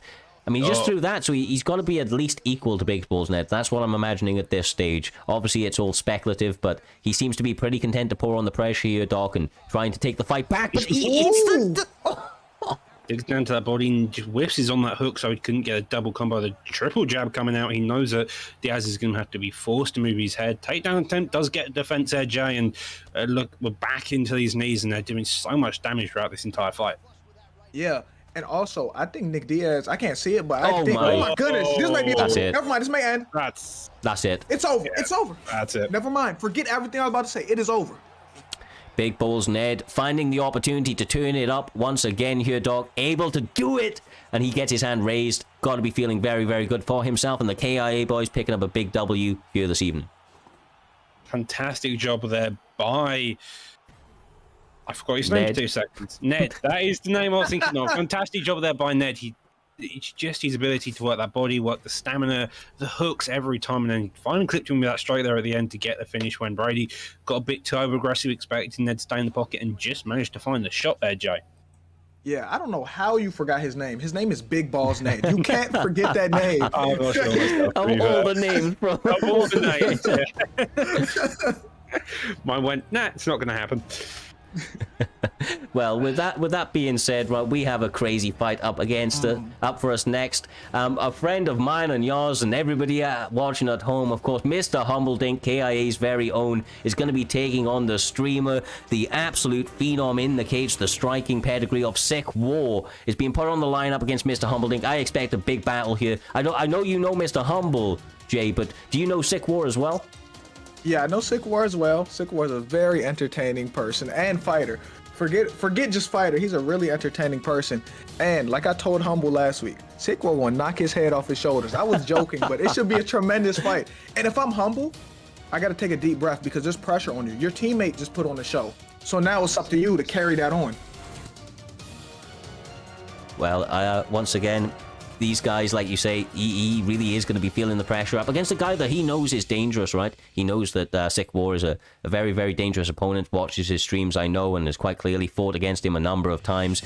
They said it's going to be a quick night either way here this evening. One guy's head is coming clean off their shoulders, Doc, and especially with their picks, Justin Gaethje up against Conor McGregor. Conor McGregor on the side of KIA, Humble, Sick War going Justin Gaethje. I think it's all action all the time from these two guys. Well, Humble did mention that the Gaethje pick is typically his pick, so he's got to mix up. Sick War's taking that pick due to no mirrors. He's gone the Conor pick, so both of them have power. Both of them have leg kicks.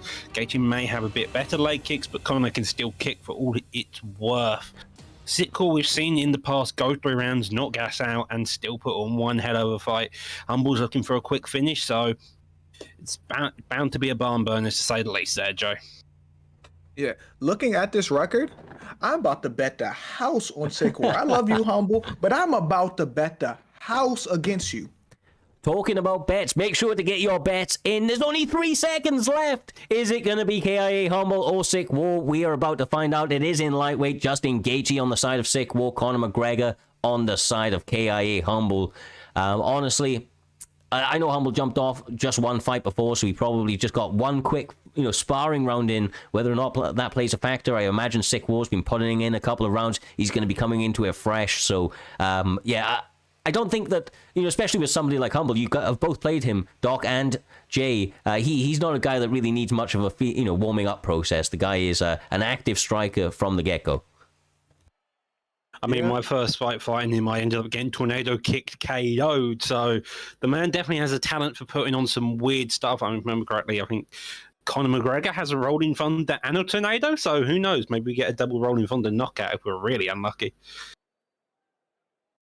Yeah, honestly, this is what I'm going to tell Humble. I know he can hear me right now. Humble, I get on you for this all the time. Please go to the body.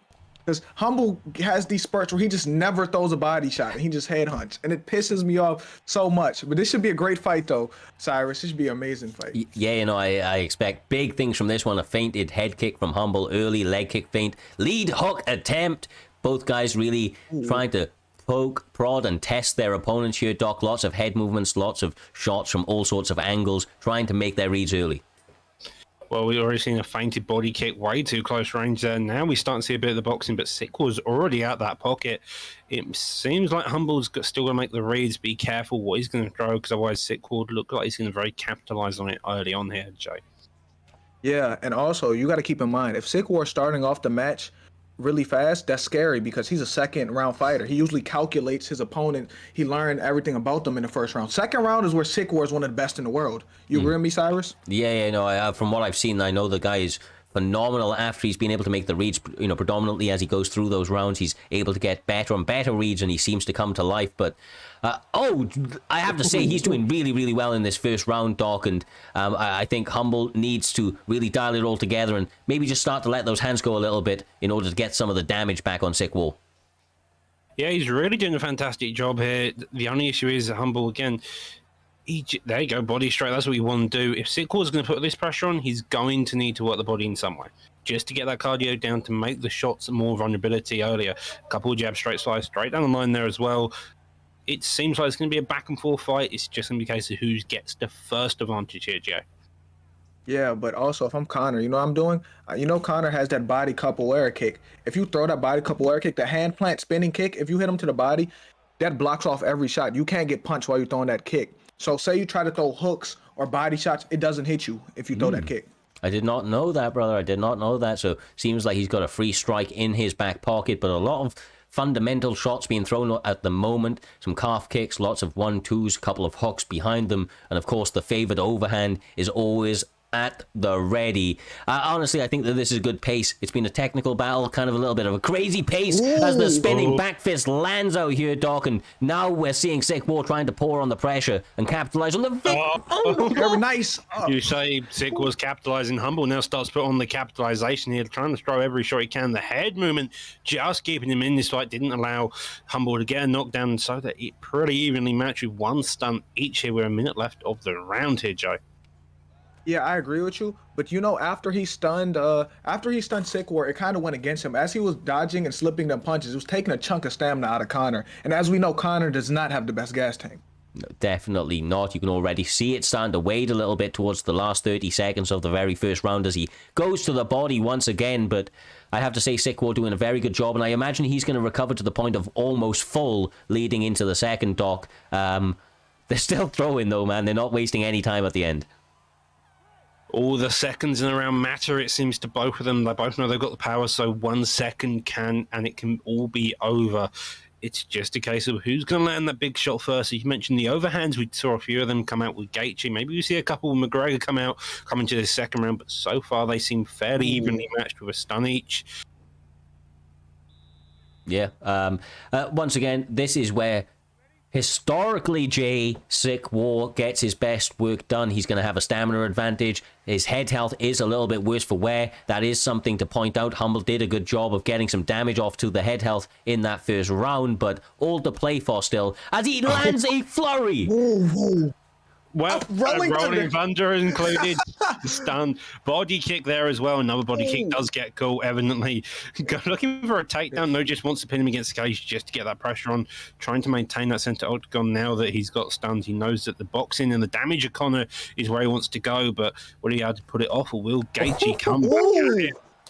Oh, and he's working the body too. If I'm him, oh, it's he ended it. Oh, he just do that. He ended it. Humble. Oh my goodness, the momentum was going Sickwar way in the second round, which is usually Sickwar round. Humble puts it away to the gods, it seems, and the gods answers his prayers. I mean, speechless. Sickwar really putting it all together. Humble saying this game is shit in the chat as he gets the left hook to land. Just one on the money, and that is all he needed, Doc. I mean, Humble saying this game's shit. This was a complete fluke, and I wasn't going to say it, but I did seem quite lucky. Congratulations to Humble. Condolences to Sick War. Oh my god. I don't think anybody... yeah, that happened. There's Like, no two ways to how? describe it. How did that happen? Like, the momentum was just going the other way. He throw one hook. Like, I'm really confused right now. What happened? One left That hand, knee- bro. One left hand is all it took. Why didn't that knee come forward, though? Like, interesting. Well, There's no words. with that being said, guys, one for the history books. Let's say that for sure. Moves us on to the next one. And It is going to be BMF Stein up against Mega Tony. This one on the PlayStation side of things once again. I know those BMF boys obviously are looking to make a run and put things together. They're a dangerous camp from what I hear. And obviously he's up against a dangerous opponent. So he's going to need to have all of his skills really, really kind of on point here this evening. Doc, to really kind of be able to get the job done, because I think both guys are at the precipice of getting their names really known and put themselves forward in the PlayStation rankings. yeah, both of them very highly ranked, both of them fairly highly contested. If I remember correctly, Megatony's more of a grappler. Stoyan, on the other hand, is more of a striker. So you have the classic striker versus grappler mix-up. So it's going to be the case of who, if the takedown can happen first, or if the striking can open up and find its positions there, Joe. Yeah, but grappling doesn't start when you're on the mat. It starts once you start fighting. When you got your range, that's when it starts. If you control the range as a striker, you can stop a grappler. But a really good grappler, that's scary. That's a bad style. Even I don't like to face. A really good grappler that's dominant. Well, looks like we are having T-Ferg up against Leon Edwards. And of course, we are now on the main card, so there is now the ability to use the full array of fighters at your disposal, Doc. Going to be having 5-star fighters from here on out, I would imagine. Yeah, 5-star fighters, you would hope, but we have Ferguson and Edwards, and not a typical pick you see with the Ferguson. I know there's a few favourites he's got. I think at one point I have seen like someone do a push and then do a spinning heel kick with the guy, so you've got to be a bit wary of weird combinations and weird Ferguson stuff. He's also got the knee bars, so he's got the submission attempt. Edwards, typically a striker, body kicks, punches, you know the normal deal, just don't get hit really is the idea here, Joe. Yeah, and Leon Edwards on this game is one of the most well-balanced fighters in this division, and he has the best body health on this division. He has a 96 body health on here. So I'm not gonna lie, I wouldn't test his body too much, but this should be a great matchup though. Yeah, I mean, look, Leon Edwards not somebody that's maybe particularly excels in any one area, other than just being so well-rounded that he's dangerous in all departments. But Mega Tony using Tony Ferguson, getting a little bit unorthodox and trying to unload on his opponent, although getting pressed up against the cage fairly quickly, Doc. Ooh. You've got to be careful with that head movement. If you lean away from those body kicks, you could end up with getting a flash body health event, and one well-timed kick with Leon Edwards, you're going to be in some really painful games. So far, though, Ferguson's trying to put on his pressure, did miss the front kick there. Edwards is staying fairly calm and patient. He's more looking for the shots. He's looking to have his opponent walk into his shots and then fire off there by the seams of it, Joe. Yeah, I love this fighting style by Leon. He's fighting really patient. He's draining Tony Ferguson stamina by body shots, and them whiffs, the miss strikes is also draining his stamina. So if I'm Leon Edwards, I'd continue to do what I'm doing. Keep kicking to the body. Oh, never mind. He counters with a hook. I was going to say, BMF Stoyan, I've heard the name, I've seen him fight, I know he's a dangerous man, and he was looking just that here this evening, but Mega Tony is always game, looking for openings to land big power shots there, Doc, and was able to find it a moment ago, but it honestly doesn't seem like it's phased Stoyan, as he's still the man pressing the action. It doesn't seem like it's phased him completely. Even that stun, he stayed fairly composed. He's gone exactly back to his main route and making sure he's just out of step and then throwing that body kick there. That body kick seems to be the mainstay here, especially against Ferguson with his cardio so high. That's probably the best bet as well. Mm-hmm. Yeah, I agree. But also, you know, when you throw that body kick, if you throw it off your back leg, if you lean back, like if you've ever been in practice mode, it does a lot more damage, and it's a different animation. So if I was him, I would lean back on the body kick. Oh, catches him Talking of body kicks, the body roundhouse does land. Megatoni tending to opt for body hooks instead. Honestly, it's a very, very back and forth battle, but you can see the damage is being worn on different parts of the body for both guys as another roundhouse digs in there, Doc. Yeah, those body roundhouses are doing the work, and that's what you want against a Ferguson. You see that stamina bar already meeting halfway.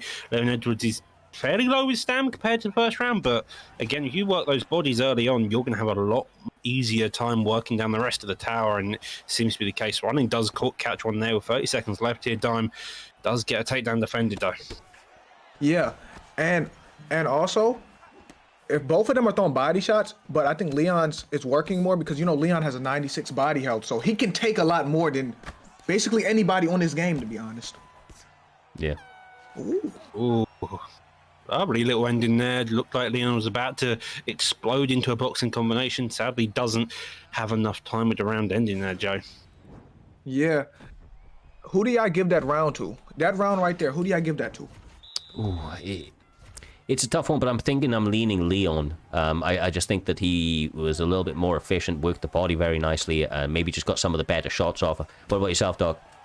I mean, we just saw the fight start at the end, 8-22 significant strikes in favor of Edwards, as well as the body damage overall. Look at these health stats currently. It definitely seems like Edwards got a lot more damage off overall. The knees coming out. I think he's getting a bit desperate. Does get the takedown himself, though. Ferguson's been trying all night. Maybe this is where he starts to get the comeback here. I don't know. If I was Leon, I don't know if I was going to take him down, but we'll see. Maybe he has an advantage here. Maybe Tony Ferguson's getting a little older and Leon can just take him to the ground. We'll see, though, Cyrus. I wouldn't have done this. Would you have done this? Probably not, brother. Probably not. The rubber guard is just so dangerous from somebody like Tony. Obviously, he's got submissions from virtually every position as well. There is a stamina advantage, of course, and quite clearly he feels confident in his abilities on the mat this time, and is maybe just trying to really put the point on this one, Doc, that no matter where the fight goes, he's going to be ready. Maybe he took my comment about Megatoni being a grappler to heart and wants to show that he is not just a striker. With 3 minutes left, a lot of time to work. He's already been working for a good amount of time. He's making sure to hold top position. We haven't seen a full guard once by Ferguson as well, and that's probably the position where you want to go. As you mentioned, the rubber guard's open there. You've got submissions, especially from that point there, Jay, as well. Yeah. And this is what Stolian trying to do. He's trying to show him I'm better everywhere, because now he's on the ground dominating Tony Ferguson now, which was surprising because we all thought Megatoni was the grappler in this situation. But it looks like Stolian can do everything at this point, Cyrus. Yeah, he's saying I'm the real BMF in this bitch, and trying to really kind of do everything that he can to hammer his opponent's face into that canvas. These elbows start to add up, Doc. I mean, that was like 9 or 10 unanswered, and not making it easy for Megatoni to get out of this position either. That head already blinking with how low it's going. The constant elbows are going to do that head damage. Oh my god, this is it, isn't it? That's it. Yeah. Is it over? No. How is it? Tony, how is Tony still alive? We're back in the position. And we're not. Nope, he don't got stamina. But how is he still alive? Like, he took a lot of unanswered strikes. And he gets the reversal from him. Tony being Tony comes out, gets a reversal after nearly getting finished, gets denied on the top mount transition. Stoyan now on the back foot, but instead he gets a reversal into backside. Ooh. And Ferguson's got to make sure his P's and Q's are careful. Doesn't go for the knee bar, doesn't get it, sadly, that time. Yeah, but I'm not going to lie to you. Tony is too tough for his own good. He just ate a lot of shots unanswered, and he's still alive. The fight's not over or nothing. But I don't know what's about to happen here. If he gets top mount, I don't know what's about to happen. And here we go. Yeah, bang. Bombs are being rained, but the defense and the chin holding true for Megatoni. I mean, my God. Tony Ferguson, the type of guy to gas his opponent out by just blocking with his face, seems to be working out for him here this evening there, Jace. He gets another reversal at the end of that round. Yeah, I'm not going to lie to you. I don't know if he needs a knockout. It depends how you score that first round, because Tony had a stun in that first round, so he may have won that first round. But I don't know. That third round is usually the most important, because that's the last round the judges see. So that has a big influence on how they score this. Yeah, it's a very, very closely contested bout, and like you say, it does depend on the judge. I believe they favor damage more than anything else, Doc. But with it being the third round, a lot of guys have been saying that, of course, this is the most important one. If you're able to put a big point on this one, get the, a bigger round, the judges look very favorably on it. And we'll see how they decide to approach it with over 4 minutes and a half left on the clock. Well, as you can see by the health stats, the damage definitely in favour of Stoyan. He's pieced up every part except for the legs. Even the block is particularly low. Now he's looking to get those body kicks out and about ready. We're only a minute into this fight, and it seems like, again, Edwards are going to take control for the most part, and I would definitely go it being up 2 rounds, personally, in Edwards' favour here, Dime. Yeah, I'd have to agree with that. Leon's probably up, and if I'm Leon, I'm still investing to that body. Oh, that poor elbow may have almost got him, but I'm still investing to that body because look at the stamina right now, and you have the advantage. You agree with me, Cyrus?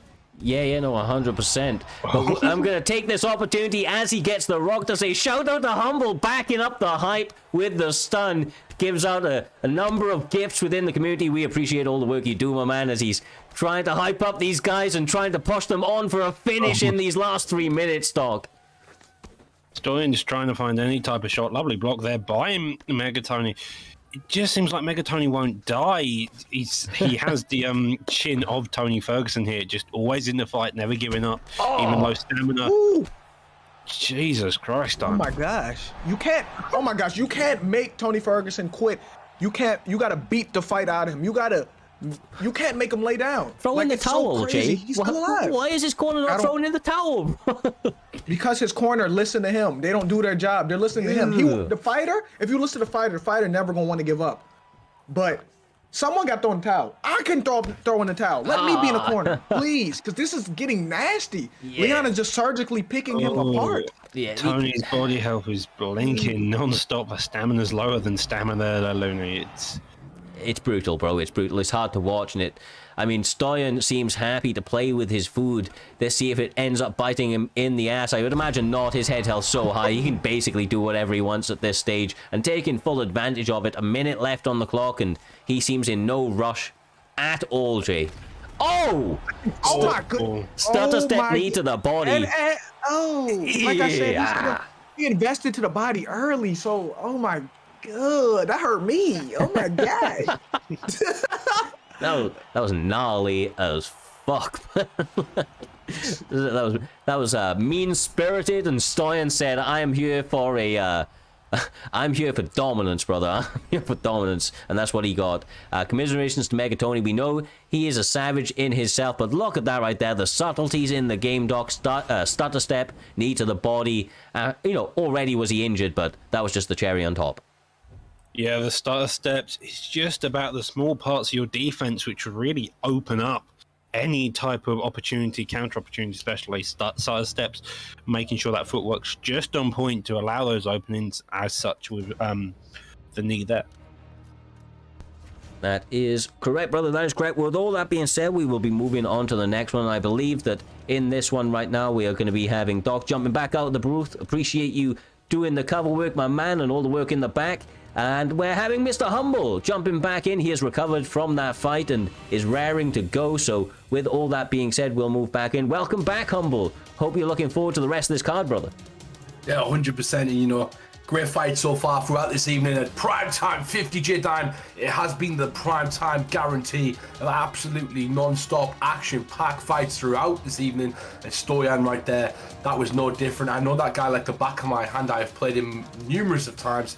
One of the top competitors in the world in the ESFL, like we always talk about, the pinnacle, the top 10 in that as well. So he's been doing fantastic. And he's one of those guys that if you piss off, he will take you down and keep you there for 3 rounds because he can. Exactly. I would like to agree with that. Yeah, I agree with that. I'm not gonna lie. I apologize, Cyrus, but I agree with that. From what I've seen, he could have ended that fight at any time. He was just playing with his food, just kept on swinging and swinging at me. I'm saying just keep breaking him down. Like, that's evil to me. Like, he could have ended it earlier. That's evil. And he kept on going, Cyrus. You agree with me? Yeah, no, 100%, brother, 100%. I feel like, sometimes people play with their food and it bites them in the butt, but he was just doing it in a way that was malicious almost, man. He was just peppering his opponents. He wasn't going 100% on any shot. He wasn't looking to take his opponent's face off. He was going like 70% on each of them, keeping it very fundamental and, just chambering everything to the body, to the head that Humble, as you mentioned, just great work. But it does move us beautifully on to the next one. It's going to be between two absolute savages in this cage. Going to be FSK's Jamie Bucks taking on the ever-dangerous BFAP Dirty Dave Humble. How about you lead us into this one, brother? It's a crazy one.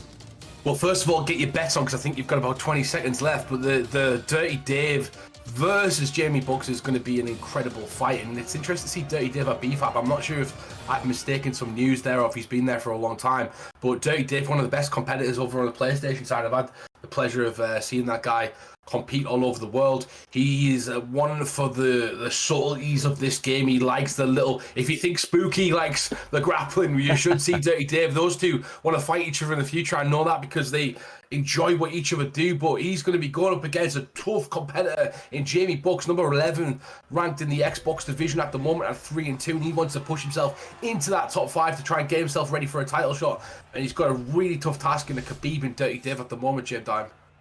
Yeah, and like Yav told me, Dirty Dave stays in the lab. He practices even more than he plays. So like I'm looking forward to this. And then also, Humble, did you change your outfit? Like you got a whole new outfit on for this. Like you changed your whole wardrobe. You thought I would notice that? No, unfortunately I didn't change my outfit, but that'd be funny. The quick change right there for the quick fights. And this one starts off in the center, and it's going to be interesting how he closes the distance. It's always about closing the distance with a grappler on this game, Cyrus. We used to have that clinch attempt that used to get in, or the double under bail, but you don't really have that anymore. But be interested to see how Dirty Dave kind of closes that distance and tries to take him down. Yeah, and obviously Jay brought a brilliant point. Excellent memory right there. Primetime Dime, as he said, Dirty Dave's a guy that spends a lot of time in the lab. He really, really does. And that means that everything he does is picture perfect, basically. But so...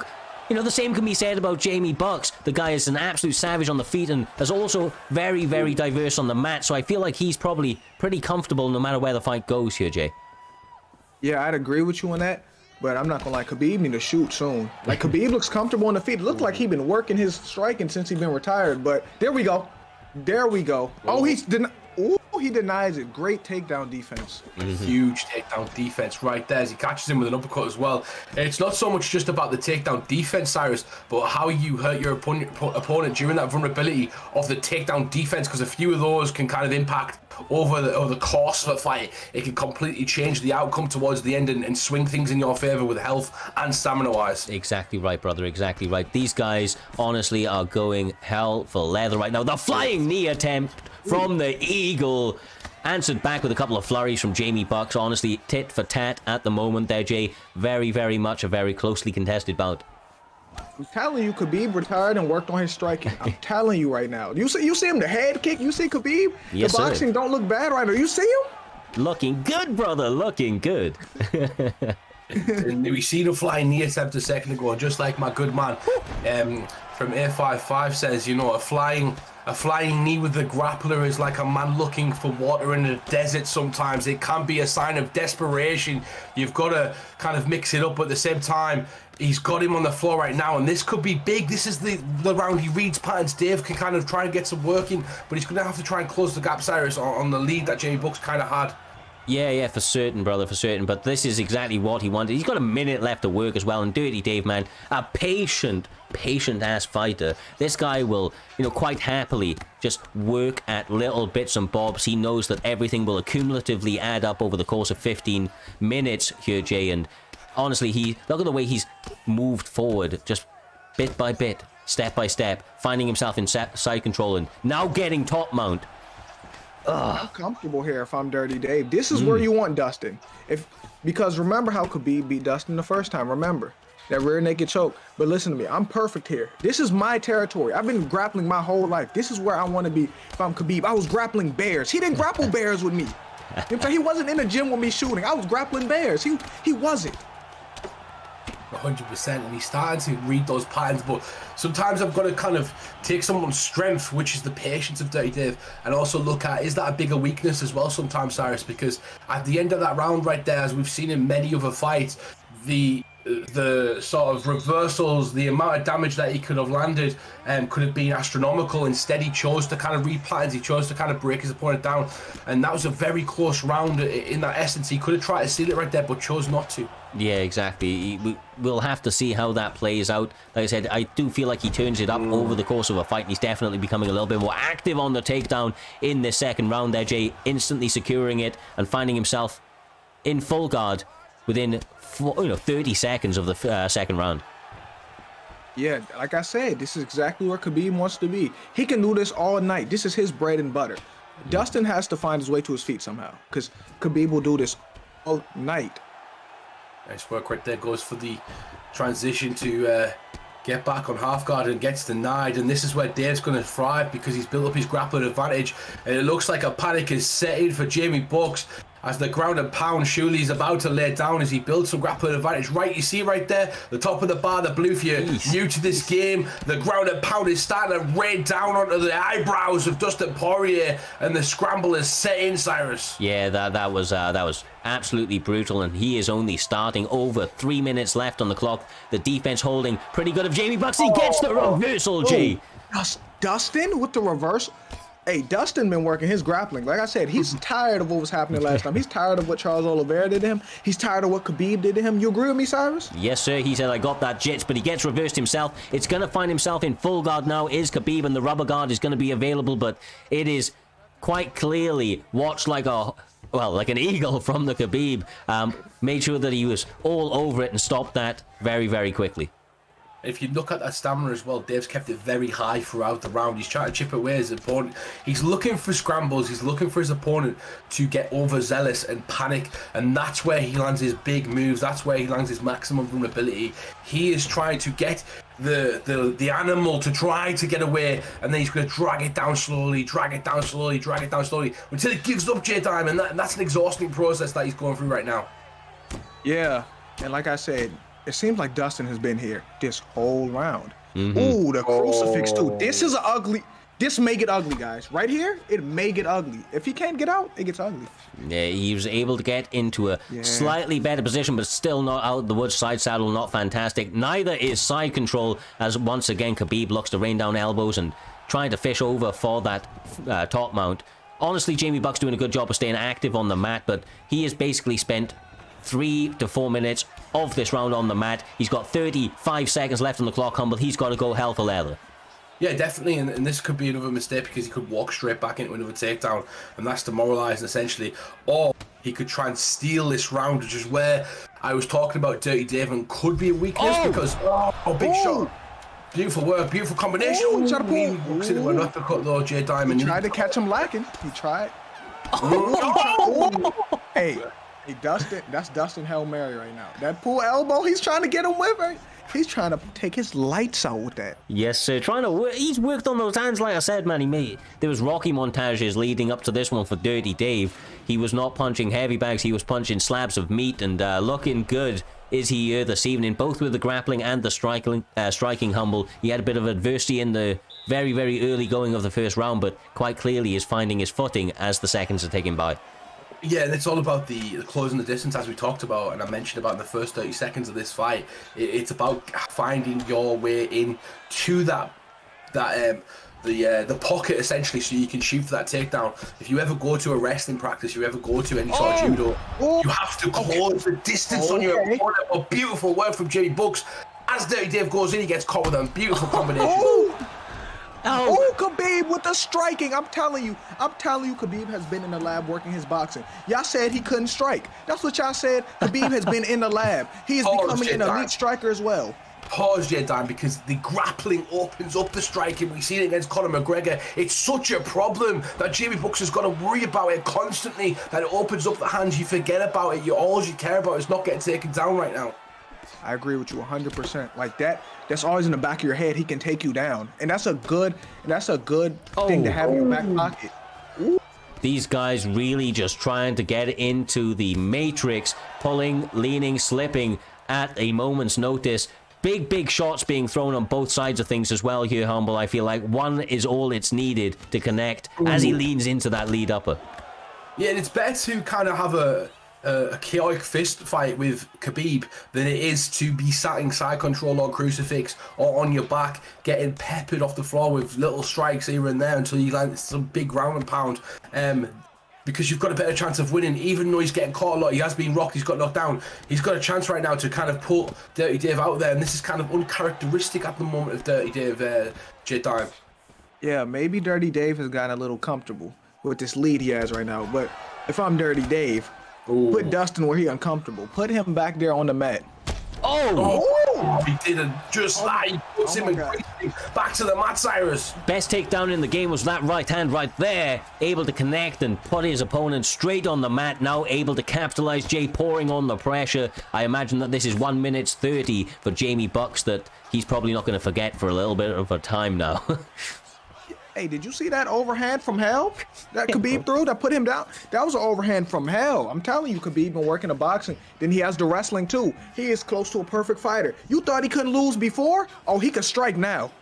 Definitely, and he's starting to show off those strike and landing multiple knockdowns there. The testament of Dirty Dave and his striking only gets better because, as you said, as the fight goes on, he really focuses on permanent stamina loss for his opponent, and he's been chipping away at that as well as the head health, making your opponent more vulnerable because they've got less stamina to kind of defend, Cyrus. Yeah, accumulative damage is the name of the game for somebody like Dirty Dave. He's very, very calm, very, very patient, and he knows that over the time, he will force his opponents into making mistakes. Look, there's 15 seconds, and only now he starts raining down the elbows. Honestly, he could have probably finished if he had just started throwing that a little bit earlier there, Jay.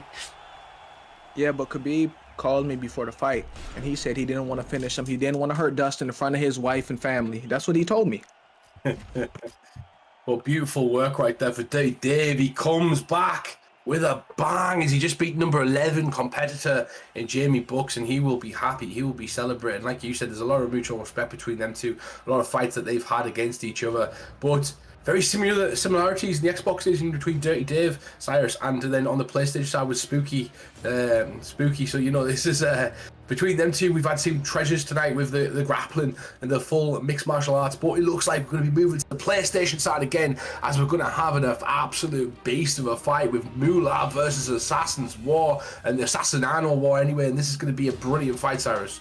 Yeah, I expect, once again, big things. They're placed highly on the card for a reason. Moolah and Assassinino War looking fantastic in previous performances, Jay. I'm sure that you're going to be highly anticipated against another PlayStation banger ahead of us on this Primetime 50 card.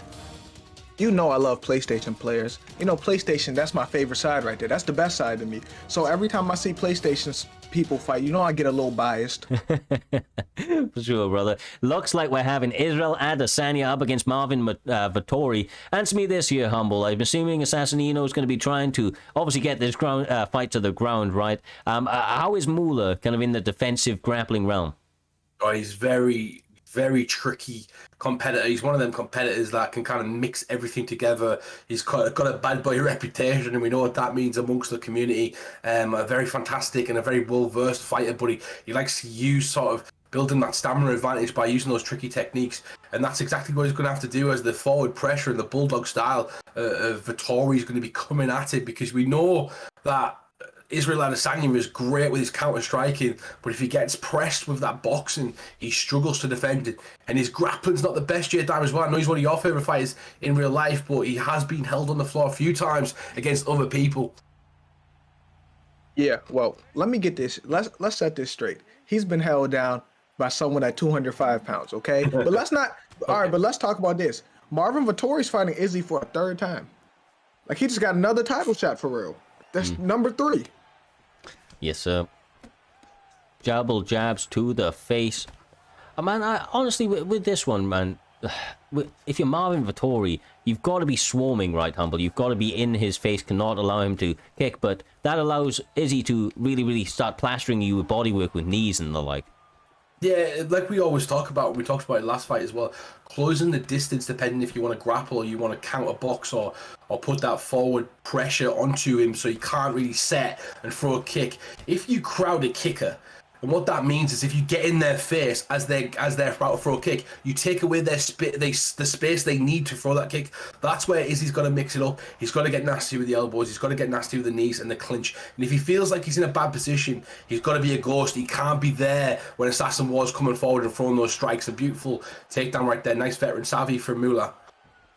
Yeah, I agree with you. But why is War fighting orthodox with Marvin Vettori? That's a southpaw fighter that doesn't switch stances. Like, it threw me off for a second, Cyrus. Yeah, I don't know. Maybe he wanted to set up a clinch entry like he did just there. Maybe that's kind of something that he was trying to go for. Either way, though, he finds himself on the mat now trying to work this side saddle position, short elbows. Actually, looks like Moolah's doing a pretty good job of landing some shots from the bottom, though, which is pretty surprising for that position. Yeah, definitely. And Moolah currently sitting in the PlayStation division as well. He's sitting pretty at number 12 with 2-0. So big win here can kind of do him well. He's fighting number 10 tonight. And guess what his record is, Cyrus? 2-0. These guys, someone's has got to go. Number 10 versus number 12. It could go either way. Assassin War's got a higher finish rate in prime time than Moolah. But Moolah looking to change that and turn that around in this fight. Doing a good job so far. And also, guys, Marvin Vettori's doing a great job. This is what he wanted to do to Izzy. This is what he wanted to do. He couldn't do it, but this is what he wanted to do. Yeah, it's a different game on the ground, right, Jay? Obviously, working his ground and pound, able to take away some of that range of Izzy and implement some of his strength. His timing isn't as important if his opponent's secured on the mat. Yeah, if you're a great striker, you are on the mat. That doesn't matter. Exactly.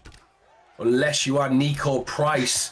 Obviously, you get knockouts off his back, but at the same time, you are completely correct as well. Israel Adesanya not known for kind of doing well off his back, but usually known for not getting taken down. So when he's on his back, when he's flat, he's not really one of those people that gets on the side. He gets on his hip, and beautiful reversal right there, traps the arm and gets the scissor sweep from guard. Not often you see that in MMA, but on the UFC 4, it's a treasure to behold. Beautiful ground and pound. And that's important, Cyrus, as well. You've got to do the damage on the ground and pound. You can't let your opponent have all the success, but you don't want to waste too much stamina.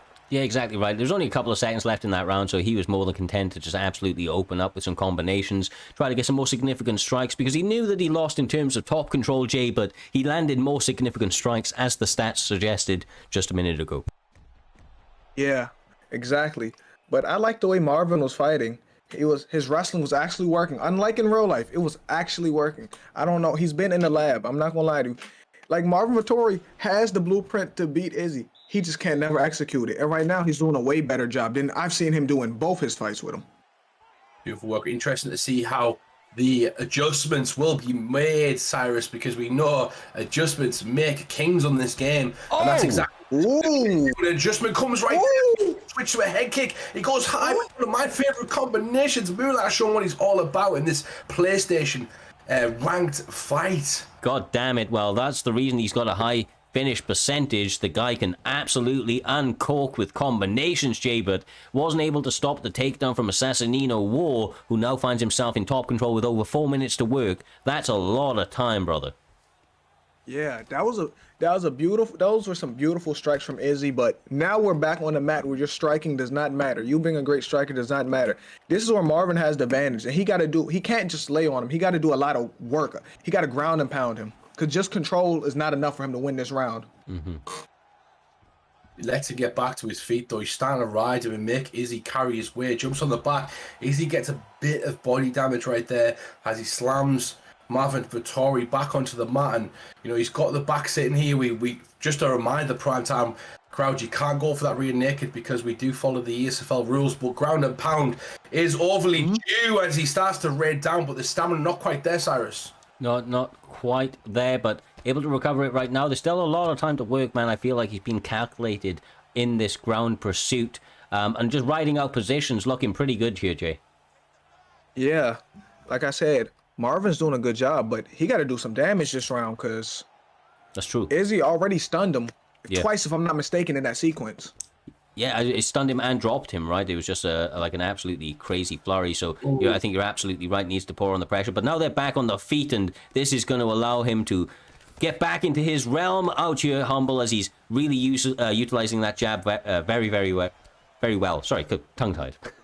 Yeah, definitely. And one of the main things and the main adjustments that Mulah's made is he's not taking back steps a lot. He's trying to hold the center of the octagon. He's trying to keep Assassin War going backwards.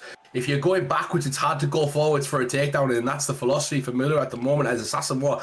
Also, footsie position, J-Time. That's the most important battle at the moment in this second round. Yeah, I agree with you 100%. But like I said, Marvin got to do something because that one moment in the beginning of the round, I think is enough to win this round. I really do think it's enough. Oh, No, he's doing something. There we go.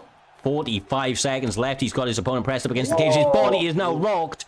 Doesn't fall for the same trick twice, Humble, and now trying to answer back with the little seconds left in this round. Yeah, definitely. And Mulah will pick up on that as well. He's looking for reads. He's looking for things. If he does hurt his opponent again, I would like to see him switch it up. He's probably going to go back to the body next time. And that's something Assassin War's got to constantly keep on his mind. These players are chess players. They don't make the same move many times unless they mean to. And a beautiful double flying knee right there, Cyrus. Yeah, high amplitude way to end the round. Flying knee out of absolutely nowhere. Really, really doing a good job of bringing all the action to bear here this evening, Jay. This is a third and final round that I think both guys are going to take very, very seriously. There's lots and lots of ways that this one can play out. They have really, really implemented a vast array of skills here this evening. Yeah, so how are y'all scoring this fight right now? I don't know. 1-1 possibly, but that's just from the memory of the ground and pound from the first round from Vittori. I think he was the busier fighter, and then the big stuns definitely from Izzy in the second round. I definitely think Izzy won the second round, but the first was a bit of a question mark. It always comes down to the third though, Cyrus. That's the round that the judges score the most, and so far a classic matchup between two undefeated fighters, and you can see why right now. Yeah, exactly. Like you said, somebody's always got to go, and they're fighting like it. Neither guy wants to move on to the losing end of the equation. Head kicks being thrown. Nice duck. Almost sleeps him here, Jay. Oh, we overhanded. Marvin Vittori is not trying to lay down. Like, we know, as we seen the fights earlier, this fight is not over because we done seen some crazy things today. Oh, Trouble move cracked. He gets down to the ground, and this is going to be interesting to see how he deals with this one. Great denial, J-Time, as he pushes him back off him. Yeah, like, I'm really nervous. Like, the fight's not over. We can say Izzy had advantage during this fight, but like I said, as we've seen earlier from your fight, the fight is never over. Quite truly, brother, quite truly doing a great job of really peppering forward with that jab, continuing to press his opponent. Needs to be a little bit careful of that spin kick. Did get caught foul with it before, and the pull is there for Izzy. Oh, what do you mean? It may be over. It may be over. It's what an improvement. Is it over? Is it? Nope. Oh, he survived. What in a Tony Ferguson? He just survived. Beautiful, fantastic defensive skills there, Cyrus, from from Assassin's War to stay in the fight. Yeah, he is in deep waters, though, still holding on for all he can. The denial was nice and easy from Israel Adesanya, quite clearly homed in, looking for the finish. That slice across into top mount was absolutely seamless. Continues to press forward here, and honestly, Jay, this is a tough position for Marvin to be in. Yeah. And I didn't know Izzy had top control like that. I didn't know Izzy been working on his grappling like that, though. Like, that's crazy. The Assassin's War telling everybody there, y'all forgot I am a grappler at heart, and that's exactly what he's doing, raining ground and pound on his opponent. We'd like to call it chicken and dumplings as he starts to put it on with his forehead right there, but he gets back to his feet, and you got to think as well, Assassin War's good on his feet. He's comfortable there as they get back to the feet right now. Not a lot of stamina to work with, but he may have something in his back pocket. Looks like Mulah is very, very confident at this point, but that confidence can sometimes lead to you being a little bit overzealous, Jay. Only 55 seconds left in this third and final round.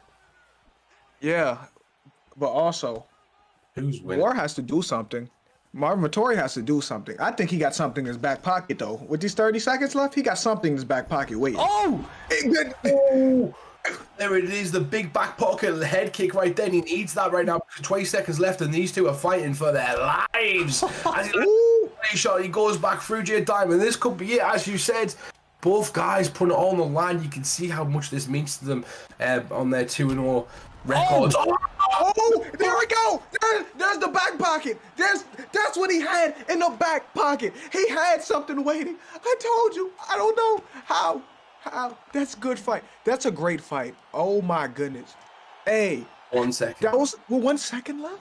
1 second. 1 second left, brother. Assassinino War was here and prepared for the war this evening. Was given all he could take, Humble. Talk a bit of a beating up moments. Was able to continue to fight back and get the finish, brother. Comeback of the century. Comeback of the season so far. Yeah, definitely. Mula's in the chat right now congratulating his opponent. He said, wow, 1 second left. You can tell as well, I know that feeling of losing those fights. And you know something? You're never mad because the guy you fought is just as good as you. And if not better on the night, of course, because of the finish. And it takes 1 second, one mistake. And those are the fights that entertain the masses. And Mula and Assassin's War have got nothing they should be holding their head down for. They just give us an absolute classic. One of the best finishes in primetime history as well, J-Time. Yeah, but like everything you said was cool. Forget that. I'd be hurt. I would be really hurt right now. Like, he fought a great fight. And like I said, Marvin Vettori has something in the back pocket. And his Hail Mary, if you ever watch American football, that's a Hail Mary right there. It worked. Like, he finished it with 1 second left. That's a beautiful KO, Humble. Don't you agree? I do agree, and if you look at the scorecards as well, Mula's saying he would have won 2018, so 2 of the judges scored it for Mula 2018 going forward, and that third round might have got it with Assassin's War. So you know it was great. 1 more second goes on, and that changes completely. Honestly, I just want to take a moment to shout out each and every one of the competitors so far here this evening, and still to go. It has been an absolutely momentous night as a whole, Jay. These guys have all brought the action, and I expect the exact same to continue in this next one, my man. We're going to be having KM's very own Caliber, a man that's known for putting it all together, mixing those styles in, and quite clearly from the KM boys, have a lot of silky smooth striking to go with it. But the same can be said about the ever-dominant pressure fighter in FSK's very own Kessler. These guys are really, really going to leave it all in the cage. Honestly, sensational strikers, all the action on the cards, brother. Yeah, you just sounded really good right now. Like, you said great strikers. I love watching great strikers. And then you said one of them's a pressure fighter. Listen, it's hard fighting a pressure fighter if you allow him to dictate the pace. It gets really ugly if you allow someone to just dictate the pace. But honestly, I think this is going to be a great fight because the other fights have been great. Even the prelims have been great. So everything, this got to go well. It just has to. 100%. And Caliber, I believe, just fought for the belt as well. You know, he's a fantastic competitor, and he's going to be facing somebody right now with a great Sean O'Malley, so that's going to be different. He's decided to go with Jimmy Rivera, not some usual pick we usually see, but Caliber, this is perfectly normal, Cyrus. This guy likes to deviate from the norm. He is an innovator. He is a guy that likes to lead the dance. He doesn't listen to other people, and he will lead his own way. The masses will follow. If they don't, he will put them out. Exactly right, brother. Honestly, I am hyped for this one. When I saw this on the lineup, I knew it was going to be 2 killers, absolute savages, putting it all on the line, Jay. They're 3-3 coming into this one. Not always a great indicator, but if it tells us anything, it's that their skills are very closely contested. It's going to be about who can rise to the occasion now that the bright lights are on them and the pressure's really turned up to 100. Yeah, I'm interested. He picked Jimmy Rivera and against Sean O'Malley. And it just looks like they shouldn't be in the same weight class. This looks like a man and a boy next to each other. So I'm really interested to see how he closes the distance in this match. Jimmy Rivera in the UFC as well. We've got to forget he was a top prospect at one point in the UFC. He actually reached a higher level of tier than Sean O'Malley has so far. So this guy is no joke. It's a great test for Sean O'Malley. He has the wrestling as well, the wrestling pedigree, to kind of take him down if he needs to, put Sean O'Malley on his back. It's not something we're used to seeing, but it is available for Caliber. But 12 and 13 in the Xbox division fighting each other right now, Cyrus. Yeah, exactly. Both ranked opponents. And KM Caliber's a guy that likes to use the single leg, if not to actually secure a takedown, but he feints it in between combinations. So you bring a brilliant point with the wrestling accolades of somebody like Jimmy Rivera. I think that's definitely something that could play a factor. But they seem to be content to bang it out in the center here, Jay. And it is making out for an entertaining first round in this main event. Damn. Main event. Oh my goodness. Oh, like I said, all these fights are good. Great decision right there, J-Dime, to stand back up and start to press your opponent again, but he doesn't. I was about to say I would like to see more boxing combinations come from Keza, especially with the reach and the difficulty get in with Sean O'Malley, and he lands a beautiful kick right there, shutting me up before I get to even talk. Oh my god, Yeah. the flying knee. Did you guys not? Did you blink a minute? That was craziness. The No, flying knee actually- leaned into it. That was madness, bro. I don't know how he didn't get robbed. Oh, Yeah, he headbutted a knee. Yeah, no. And he just was looking at it. Didn't get stunned or nothing. tornado kick. Yeah, Keza La is coming out here and honestly looking fantastic here this evening. Can't get overconfident though, Humble, because we know how dangerous Caliber is, and he is not going to welt under this pressure. He's going to stay composed and look for his openings. Yeah, and you said Keza Low right there, and it seems like there's more than one of him. That's why you said that. As he comes forward and tries to take his opponent head off, he's seeing a double right now, and Caliber needs to stop this. The short reach seems to be the problem, J-Dime. You've got to think the pick, as much as good as you are with that pick, sometimes it's going to put you at a deficit. But I have noticed one thing from Caliber: he is not panicked under pressure, and he's trying to take the chop away that lead leg. But is he going to be able to survive the onslaught from Sean O'Malley, J-Dime? God. Yeah, welcome to the Sugar Show. Listen to me, guys. Jimmy Rivera, how's he gonna close this distance without wrestling him? Because it's not much wrestling going on right now. Like, you gotta mix some grappling in if you're that small compared to him. I mean, look, when Caliber's going first, he is doing very, very well. It's just more often than not, Keza is absolutely picking him apart with that jab. Nice head movement towards the end, though, right, Humble? Yeah, definitely. Beautiful performance right now. Need catches him with his almost kicked his head off. And this, I've got a question for J-Dime actually, because J-Dime is actually friends with Sean O'Malley. I've seen Sean O'Malley come through numerous times raiding you and talking in your chat. Would Sean O'Malley be pleased with this performance so far from Kessler? Listen to me. I'm not gonna say nothing because the fight isn't over. We seen earlier, anything can happen. Exactly. 100%. Nice hook right there. And look at this aggression now from Caliber as he starts to come forward, putting the pressure on, trying to crowd his opponent, trying to make Keza react rather than go forward and make the other person react, essentially. Ooh. Oh, but once again, he gets cracked, and Keza is absolutely pouring it on, using the head kicks, the body mix-ups all together, Jay, to put on an absolute perfect artistry of striking. Oh my god, he gets clipped! Jimmy Rivera! He drops him. Oh my gosh! Oh my gosh, what's about to happen? What is about to happen, guys? Because now momentum may shift. It only takes one. It takes one. Jamie Rivera, I mean, all night Caliber's been doing a couple of things where he throws 1-2s, throws a little bit of center, head movement off that center line, Humble, and I've been seeing it, the combinations, the head movements in between been looking really good. It was just Keza was too accurate, but this may be the momentum shift that you were talking about. It's definitely difficult to get in on someone with the reach of Sean O'Malley, especially. He's one of the most difficult strikers to get into, but if you can get him on the back, if you can get the fish out of water, it will flap about, it will make mistakes, and that's where you can then land your offense. And look at the Seagull in Caliber right now, trying to pick the skills away of Sean O'Malley as he picks 1, 2, 3 J-Dime. Yeah, you're good in striking. Let's see you on the mat. Because a lot of people good in striking. Let's see you on the mat. And on the mat right now, this is where Jimmy Rivera looks like he has an advantage right now. So if I'm him, I'm going to keep doing what I'm doing. Yeah, he's looking very good. There's a lot of time to work, 2 minutes 20. Keza is pretty experienced on the ground, but gets easily put back onto his mat. Put back onto his back, sorry. Flat on the mat as well. Not looking good for him in this position, especially with that gas tank slowly slipping away here, Humble.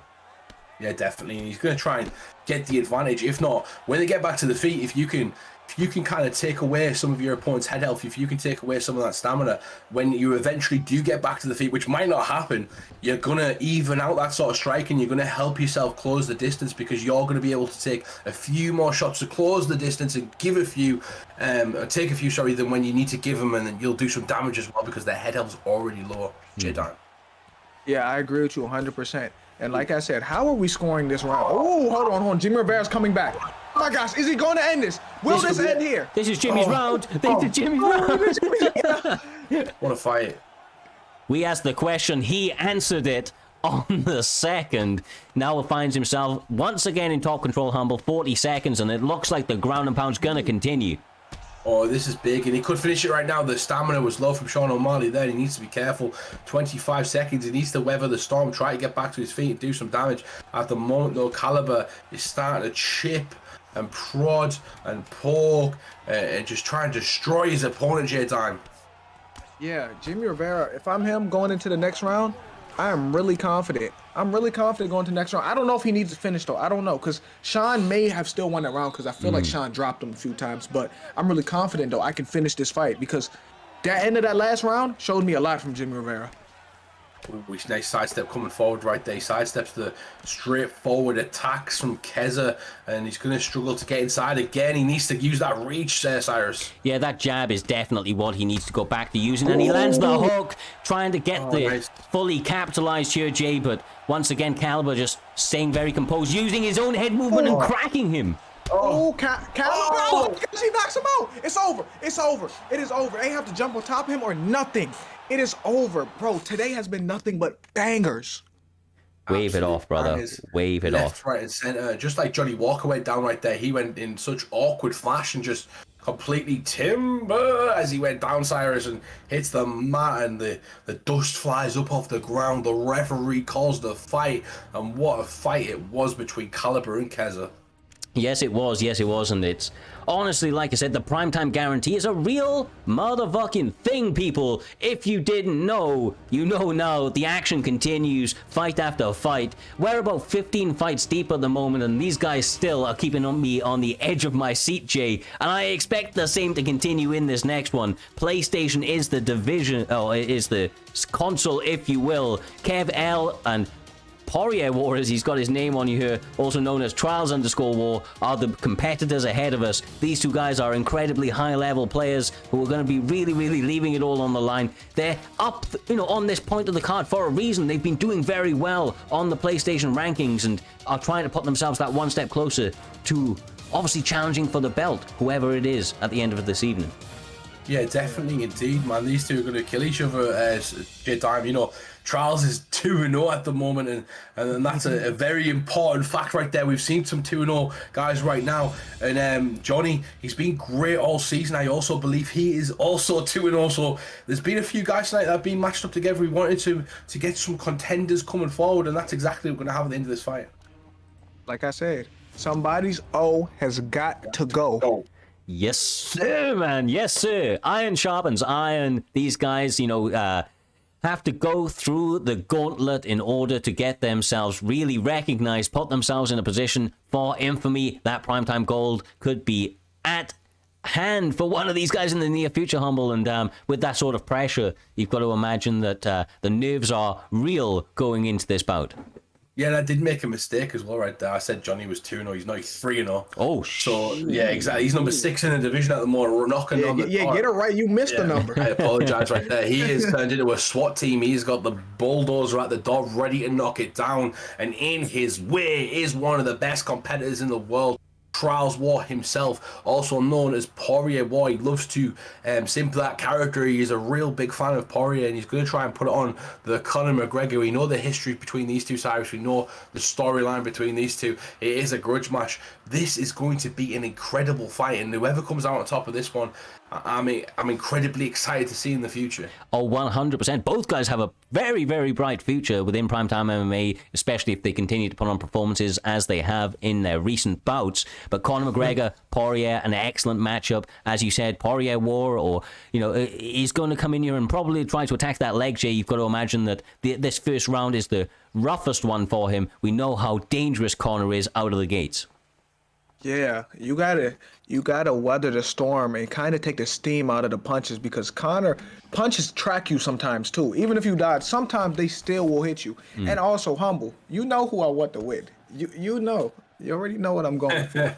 You're a Conor stan indeed, but you know what it is. Johnny needs to win this. It's a tough fight, Cyrus. It's really hard to beat Trials, but he knows how to beat these guys. He's been around the big leagues. He's been in the ESFL. He's been top 10. He's fought in these esports competitions, and Johnny is kind of what I've seen done really well in Primetime so far, but and some of the small leagues. But he needs to do it against these big players like Trials Water to make his name on the scene. Yeah, and honestly, he's looking very, very good so far defensively. Sound, use some good head movement to get off the center line for some of the bigger shots, but eats a couple right there. Honestly, I think that these guys are fighting for every millimeter in this fight, Jay, and honestly, it's a beautiful, beautiful sight to behold. Exchanging in the pockets just like that. Yeah, like he's not taking a step back. This is war right now. This is a great fight, and this is what I expect. Because Dustin and Connor have fought for a while now, and like there's no love lost between them. So I expect this to be all out war. James Moose in the chat here, Humble, saying that he has forgotten the leg kick, and I think he has, all after taking his head off here this evening. Quite simply, boxing fully on display. Yeah, nice work. And you want to do that if you're Conor McGregor as well, and you want to do that if you're Dustin Poirier, but you do have a bit more tools in Arsenal if you are Poirier. The ground game is there. It's mainly off his back if you are Poirier. You know, we didn't see his last couple of fights against elite grapplers like Oliveira or Khabib, but against other fighters we have seen a dexterity in his grappling, including some submission wins, so maybe we get to see that as well. But these guys are like to swing and bang, J-Time, that's what we're seeing in the center of the octagon at the moment. Yeah, and also Connor should do it. I don't know if you heard what I said. You need to do it, Connor. Like, you know, when you throw that capoeira kick to the body, it shields you from getting. It's basically a free strike if they don't block it, because it shields you from getting. They can't punch you or throw nothing when you throw that kick. Yeah, I need to jump in as well because I did make another mistake. This is a late replacement fight. Kev L has jumped in for Johnny, for somebody else, and Kev L is also 3-0. So this is a bizarre concept right now, Cyrus. It is the matchmakers know exactly what they're doing, but look at this from Charles Watt peppering his opponent. Right but wrong, brother. Right but wrong. Like even when you're wrong, you're right. You know. But no, he's pressing forward. Honestly, like I said, I expected a big thing. Short notice replacements can often go in your favor as well out here, Jay, because you're taking an opportunity on, you know, with a lot of risk, but a lot of reward to catapult yourself into a title shot. Oh my God! What a fight! Ooh. This is a great fight. I'm gonna shut up and let Humble talk right now. This is a great fight. No, it's definitely a great fight, and what I love about fighting these two on both ranked as well is they have the ability to make adjustments in between rounds. So it's not even just the sort of the first round and who's winning. But as we move further and further into the card, we see this constantly, Cyrus. The fight can swing left, right, and center. It's all about capitalizing on those opportunities. And the best players in the world seem to do this. They're able to kind of overcome some adversity a few times and stay in the fight at all possible outcomes. Yeah, 100%. I mean, look, it's why we all love fighting, from two bums in a bar to the highest levels. You know, at display, broadcasted for our viewing pleasure. It is the roller coaster of emotions that we experience, the wills being put at full test and on display as they're continuing to swing here, Jay. This is phenomenal, brother. Oh, big shot. Oh my gosh, Dustin puts him down. They're scrapping, but Dustin has the advantage. Like I said, and Connor's block is low, so I'm not gonna lie. Dustin may be able to keep walking forward. He has momentum right now. He got a pep in his step. Big work right now, and he's firing back. Charles War. I like the positioning though as well, cutting the cage off, constantly circling. He gets caught though with a pull counter. Great work, and this could be it. He's going to jump straight into an upkick, lucky not to get a rock of his own right there with one of the beautiful kicks to the face. Running into a kick, it's always dangerous, Cyrus, but great work again. These guys don't give a shit as they boot each other in the face rapidly like army sergeant drills. Upkick of doom, my man. It continues to be very, very well utilized over the course of these bouts. Honestly, the exchanges have been phenomenal in this one. 3 minutes in the second round, Jay. How are you scoring this so far? Dustin up right now. Yeah, Dustin up? Dustin up. Yeah, because last time I looked, when they pulled up the stats, he was up striking-wise 37-57, and that was a few moments ago. J-Time doesn't realize that there is such thing as a commentary curse, as he says that right there. And McGregor will be looking to shut him up as he comes forward. And it looks to me like the forward pressure of Dustin Poirier is doing well in dividends. But like I said, Cyrus, look at that stamina battle. He is constantly in the fight. Kev L is kind of leading him onto it. And as this fight goes on, you've got to think, is Dustin going to be able to continue and maintain that forward pressure? Yeah, it's a very, very interesting point, man. He's kind of approaching that halfway mark. Big shots being missed right there as well, and that's only going to play in the favor of Conor McGregor, who seems poised, calm, and composed. Kev L looking sensational. Okay. Kev L trying to shoot his shot right now, Jay Diamond. Try to get that capitalize on a 4-0 victory to get that title shot against someone very similar in his playstyle as well, in either Filthy or Notorious tonight. Oh my God. Oh my, will That's Dustin it. end? That's it. Connor, no. It's all done, man. Ends it. It's over. Sleepy Connor. It's over. That Dustin puts it away. Like Kev L was just starting to run away with that. and as soon as we said it, the ball switches and goes in the other goal, and you've seen a complete role reversal there. U-turn Cyrus, and he gets the win in dramatic fashion. Yeah, I mean, look, we've seen it a few times tonight as well, man. Never count anybody out. When momentum's going one way, it can be quickly shifted the other way, Jay. And just, wow, man. Wow, Poirier War getting the job done over a dangerous Kev L, who was 3-0. 3-0 going into this one. Yeah, that's crazy. That's tough to me because it looked like he was starting to shift the momentum the other way. And then Dustin put his lights out. So that's crazy to me. And all the fights have been like that today. It's been one person winning, then the next person just put their lights out. Like, it's been crazy fights today. Honestly, brother, honestly, wouldn't expect anything less. This is absolutely sensational. Continue to put on these phenomenal fights, and up next is honestly one for the ages. It is a short notice put together. That's why you're seeing mix-ups twice on the graphics. S&B mix-ups, the newly formed camp, not actually connected to the previous S&B camp that I was talking about before. They are a newly formed camp by EK Bossman. Mix-ups, now one of their newly signed competitors, trying to make waves here this evening up against a legend within the community, BFAP Trixie, still holding records, went on that 20-fight defense streak, and that's one that's probably going to be difficult to beat. This guy may have been down in the past, but he is never out. He has just been tested and is looking to bounce back and get back into the winning ways. He was able to pick up a victory in his last one, Jay. He's got his confidence back, looked fantastic, and now he has to vanquish another top contender to get himself back in towards the title talks. Yeah, I remember last week I told you, I said, when you're on a losing streak, sometimes you just need that one just to get you back on track. And he got that one. So let's see how he carries on the momentum from last week into today. Yeah, definitely. He's one of them guys that doesn't kind of let one sort of loss dictate his future. And I think he had he had 3 losses, I believe, in a row, or 2 losses in a row, Cyrus, which is the first time ever for Trixie. He is the GOAT of Primetime. He's one of the most consistent competitors we've ever had, and he went on an insane title defense last season. But you can only stay at top forever. You can only keep yourself interested forever, and maybe that's the case. And Trixie's about to prove to us tonight if he's still got it, if he's still up there with the top echelon, if he can push himself back, because the title fight is next, and he's knocking at the door, Cyrus. Yeah, and honestly, these guys, they both have championship-level mentality. Of course, Trixie has more accolades and is trying to defend his right to be at the top echelon of Primetime MMA. He's gone with the Covington pick here, Colby Covington pick, and I honestly think that we're going to see a little bit more wrestling out of him, Jay. It's a talent that he has in his back pocket. He often likes to strike out here, but rest assured that this man training with the BFAP boys can take you down and ruin your life on the mat. Yeah, and never forget, Colby Covington has that third lung, that 100 cardio. So he can really throw a lot without that much of a penalty, too. Definitely, and just like we said earlier on, built for ankle picking as he gets put on his back. Maybe a bit of a curse right there, but he gets put on with my favorite fighter one of my favorite fighters of all time. I definitely think he is the GOAT of mixed martial arts. As George St. Pierre beat every single person he's ever faced and revenged every person that's ever beat him.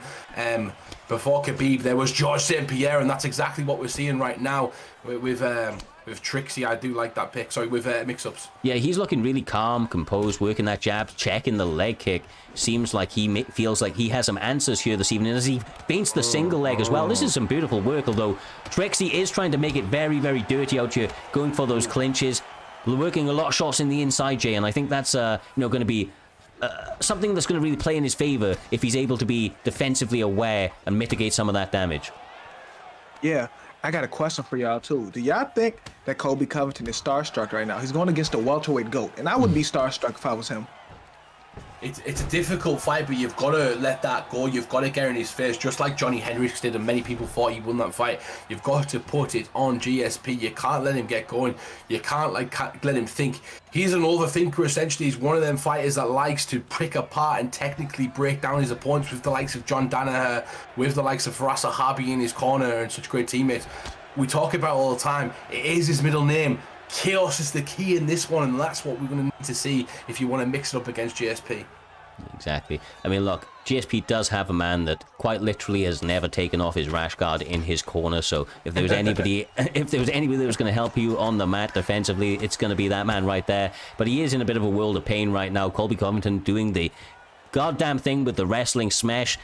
Do find themselves back on the feet momentarily, but he takes the back J and gets put on. Well, I mean, gets jumped into it by GSP. Yeah, Kobe's doing what Kobe wants. He's doing what we expect Kobe to do. This is his ballpark right here. Just the pace, you know what I'm saying, the wrestling, just lay on his opponent. This is what he does. This is what he want to do. And he can do this for 15 rounds, let alone 3. We are seeing that right now, but there's a difference in what we usually see from Colby Covington to what actually is happening. And mix-ups is not letting Colby Covington get hip on hip. He's not letting him get top position. Apart from in this position here, he's making him kind of go into jiu-jitsu positions as where you can't really land ground and pound, Cyrus, and that's exactly what he's trying to stop right now. Yeah, exactly right. You make an excellent point. He is making sure that these positions are panning out in a way where the damage is not coming down on him in a massive sense out here, Jay. So the mitigation of that has meant that maybe the stamina game was the biggest tell of that first round. We'll have to see how it impacts. Of course, we cannot see the stamina of GSP, but you've got to imagine that Colby, with that 100 stamina and having a lot of top control, is going to be looking pretty fresh ahead of his opponent coming into this one. Ooh, nice leg kick, yeah. And also, Look Kobe at that. got a lot of stamina back. Great Beautiful. takedown. Beautiful, Kobe. I'm telling you, what Kobe said, I got a third lung. He said second, but I'm correcting him. He said he meant to say third lung. And we were talking about talking about earlier, right? That certain people's best rounds are their second ones, and Trixie is that man. In a lot of his tile defenses in the past, he knocked out the majority of his opponents in the second round, and he's going to be looking to probably do that on the match here, really, really working it, setting that pace, and just turning it up by a couple of percentages here. Yeah, 100%. There's people like me who kind of go out there and you feel your opponent out and then just try and implement your game plan as much as you possibly can. And there's people like Trixie who like to download information. They like to mitigate your opponent's offense with your defense. And as the fight goes on, when you've downloaded that information, just like Neo from the Matrix, you make it harder and harder to win. And eventually the eventuality is that you're going to go to sleep. But Trixie is letting a close fight happen right now as GSP gets back to his feet. And this is exactly where GSP wants to be, J-Dime. Yeah, I agree with you 100%. And like I said, it may be hard going against the welterweight GOAT, man. But Kobe's doing a great job with the wrestling, though. Suplex. And not the Suplex City. Nice work right there. And we've seen that last night in WWE where Big E broke his neck. That's something that can happen right now in prime time. You've got to be careful with them suplexes. You don't want to get spiked on the noggin, Cyrus. No, definitely, bro, definitely. But, obviously, a lot of it's going to be rolling with these guys now. They're going to be trying to stay very active in the scrambles as they have been. Nice work from GSP to try and stabilize out in this position, but the top mount is going to be a difficult one because Trixie is all over his defense on the mat. Like I said, training with the likes, that he does with BFAP. Those boys really do know how to work the ground game. Indeed, as he starts to take his time as well. He's just working those strikes on the ground, but Mix-Ups knows the task at hand right now, and beautiful work right there to posture up as the attempt came and deny that. He knew exactly when to do it. You just got to think, for Mix-Ups, he likes to be on the feet, and you don't want to mix it too much up on the ground, because as you do, you might give your opponent a chance to reverse you and hold a bit more of a top control position, Jedi. Yeah, and like I said, this is where Kobe want to be. He was on his back for a little while, but now he's up here. This is where Kobe wants to be. This is Kobe Covington. 100%. Colby Covington 2.0 on display. Trixie 2.0 is seemingly on display once again. This second round, you got to remember the way he started this round out as well, Humble. Came in, landed maybe 4 or 5 shots completely unanswered, mixing to the body and the head. Got the takedown with relative ease and has done a good job of doing the majority of the work on the mat as well. Yeah, definitely. And the difference between this round and the previous round that we've seen as well, even though that's very bloody close. This is a toss-em fight. You do not, even though the control 2 minutes and 40 seconds to Trixie, a very even amongst damage is striking, Cyrus. Yeah, no, that's the stats. Like you said, it is about the damage. I do think that the top control is going to be the deciding factor in it, but the stats were a lot closer than I thought. I'll be honest with you. That kind of razor thin in terms of the statistics, at least. Definitely indeed. But I was about to say as well, I didn't get quite a chance to. The difference between that round and the first round was that Trixie was getting wrestling positions that could damage the ground and pound rather than jiu-jitsu positions where mix-ups could mitigate the ground and pound, and that's the difference. But look at this from mix-ups. He's starting to fire on the feet. Diamond catches his opponent slipping. Yeah, and this fight can go either way right now. I wonder how the judges are scoring it. So if I'm both of them, we're fighting to the death was, because this can go either way right now. Really, really can, man. So closely contested, trying to poke forward, going with the combinations, his mix-ups, and the double leg attempt of his own, but the defense holding true for the former champion, kneeing to the face combinations on the break humble. Yeah, definitely. That's such an important move right there from Trixie to kind of press his opponent back to go for a takedown. And, you know, that's kind of it's one of the things where you get that and you think to yourself, all right, no problem, man. No, I'm getting to him right now, but great job from Mix-Ups to keep at the end of the punches. He needs to be wary of the combination blitzes because he's got 100% stamina as he did earlier on anyway. He's going to have a lot of time to work in this round with 2 minutes and 40 seconds, and we don't know the stamina of Mix-Ups going forward. Ooh, GSP. Ooh. My but God. honestly, who do y'all got winning this round right now? Like, never mind. We know who's winning the round. Every time you ask it, brother, somebody answers it. Happens every time. Oh, big knee. Oh. How doesn't that rock him right there, Cyrus? That was a huge knee. He ducked into it as well. Oh my, mate, this is on a razor thin edge. Both guys really, really leaving it all out there. There's 1:45 left on the clock here, Humble. We're seeing the former champion now get the takedown, which is massive, especially at this stage of the fight. Oh, it's massive, and I've seen fights be won in the third round or even the five round fights and title fights as well. You've seen them be won in the last minute of the round. Look at John Jones and Gustafsson. That last round, for the fifth round of that fight, kind of changed the dynamic. Gustafsson kind of let off the gas while John Jones picked it up and showed what a champion is. And that's exactly what we're seeing with Trixie right now, the former champion of Primetime. He's doing his best to try to show the judges, this has been my fight. I'm the person that should be winning if this was to continue. Yeah, and obviously everybody wants the finish, but ultimately sometimes you've got to go for the win. He is looking like he's, trying to take charge of this one, right, Jay, and doing a good job in these top control positions to get, a lot of these short shots off, but also posturing up and landing a couple of hands from some of these dominant positions. I think if we're going off this round alone, I think Kobe may have this because, like I said, the third round is the most important one to the judges, and he reverses it and fights over. But, the third round is the most important to the judges. Mm-hmm. This is going to be a crazy decision right now as he gets to the Kimura Trapper out there. But that start of that round was also a big round for GSP and Mix-Up, so I don't know who's won this fight going forward. But let's get to see as the referee, is about to raise. Look at that. I know, bro. That's a gnarly cut. What type of elbow? George St. Pierre gets his hand raised. That is Mix-Up's S&B's very own. Oh, 29-28. Round by round.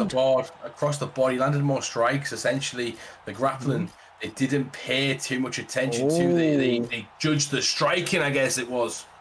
Yeah, I mean, they gave a little bit more towards the damage that it looks like Mix-Up's got. There was a lot of control from Trixie, but quite clearly the judges not favoring that here this evening. I'm sure that's a tough pill to swallow, but an entertaining bout nevertheless. And it does take us on to our co-main event of the evening here, Jay. It's going to be on the Xbox side of things. It is for gold on the Xbox division. It is going to be FSK's very own Fadinator, former champion, on a absolute tear. Trying to do it all here this evening up against an ever-dangerous LW Ernesto, another man that's put on an incredible set of fights and has now found himself with the opportunity to walk away champion here this evening. Oh, and the pressure's on now. You're fighting for the belt now. The pressure's on. And they're fighting welterweight division, so I wonder who they're picking here. I really wonder. Sorry, Jay, I'm going. Now, you could keep going. I was just saying I wonder who they're going to pick here.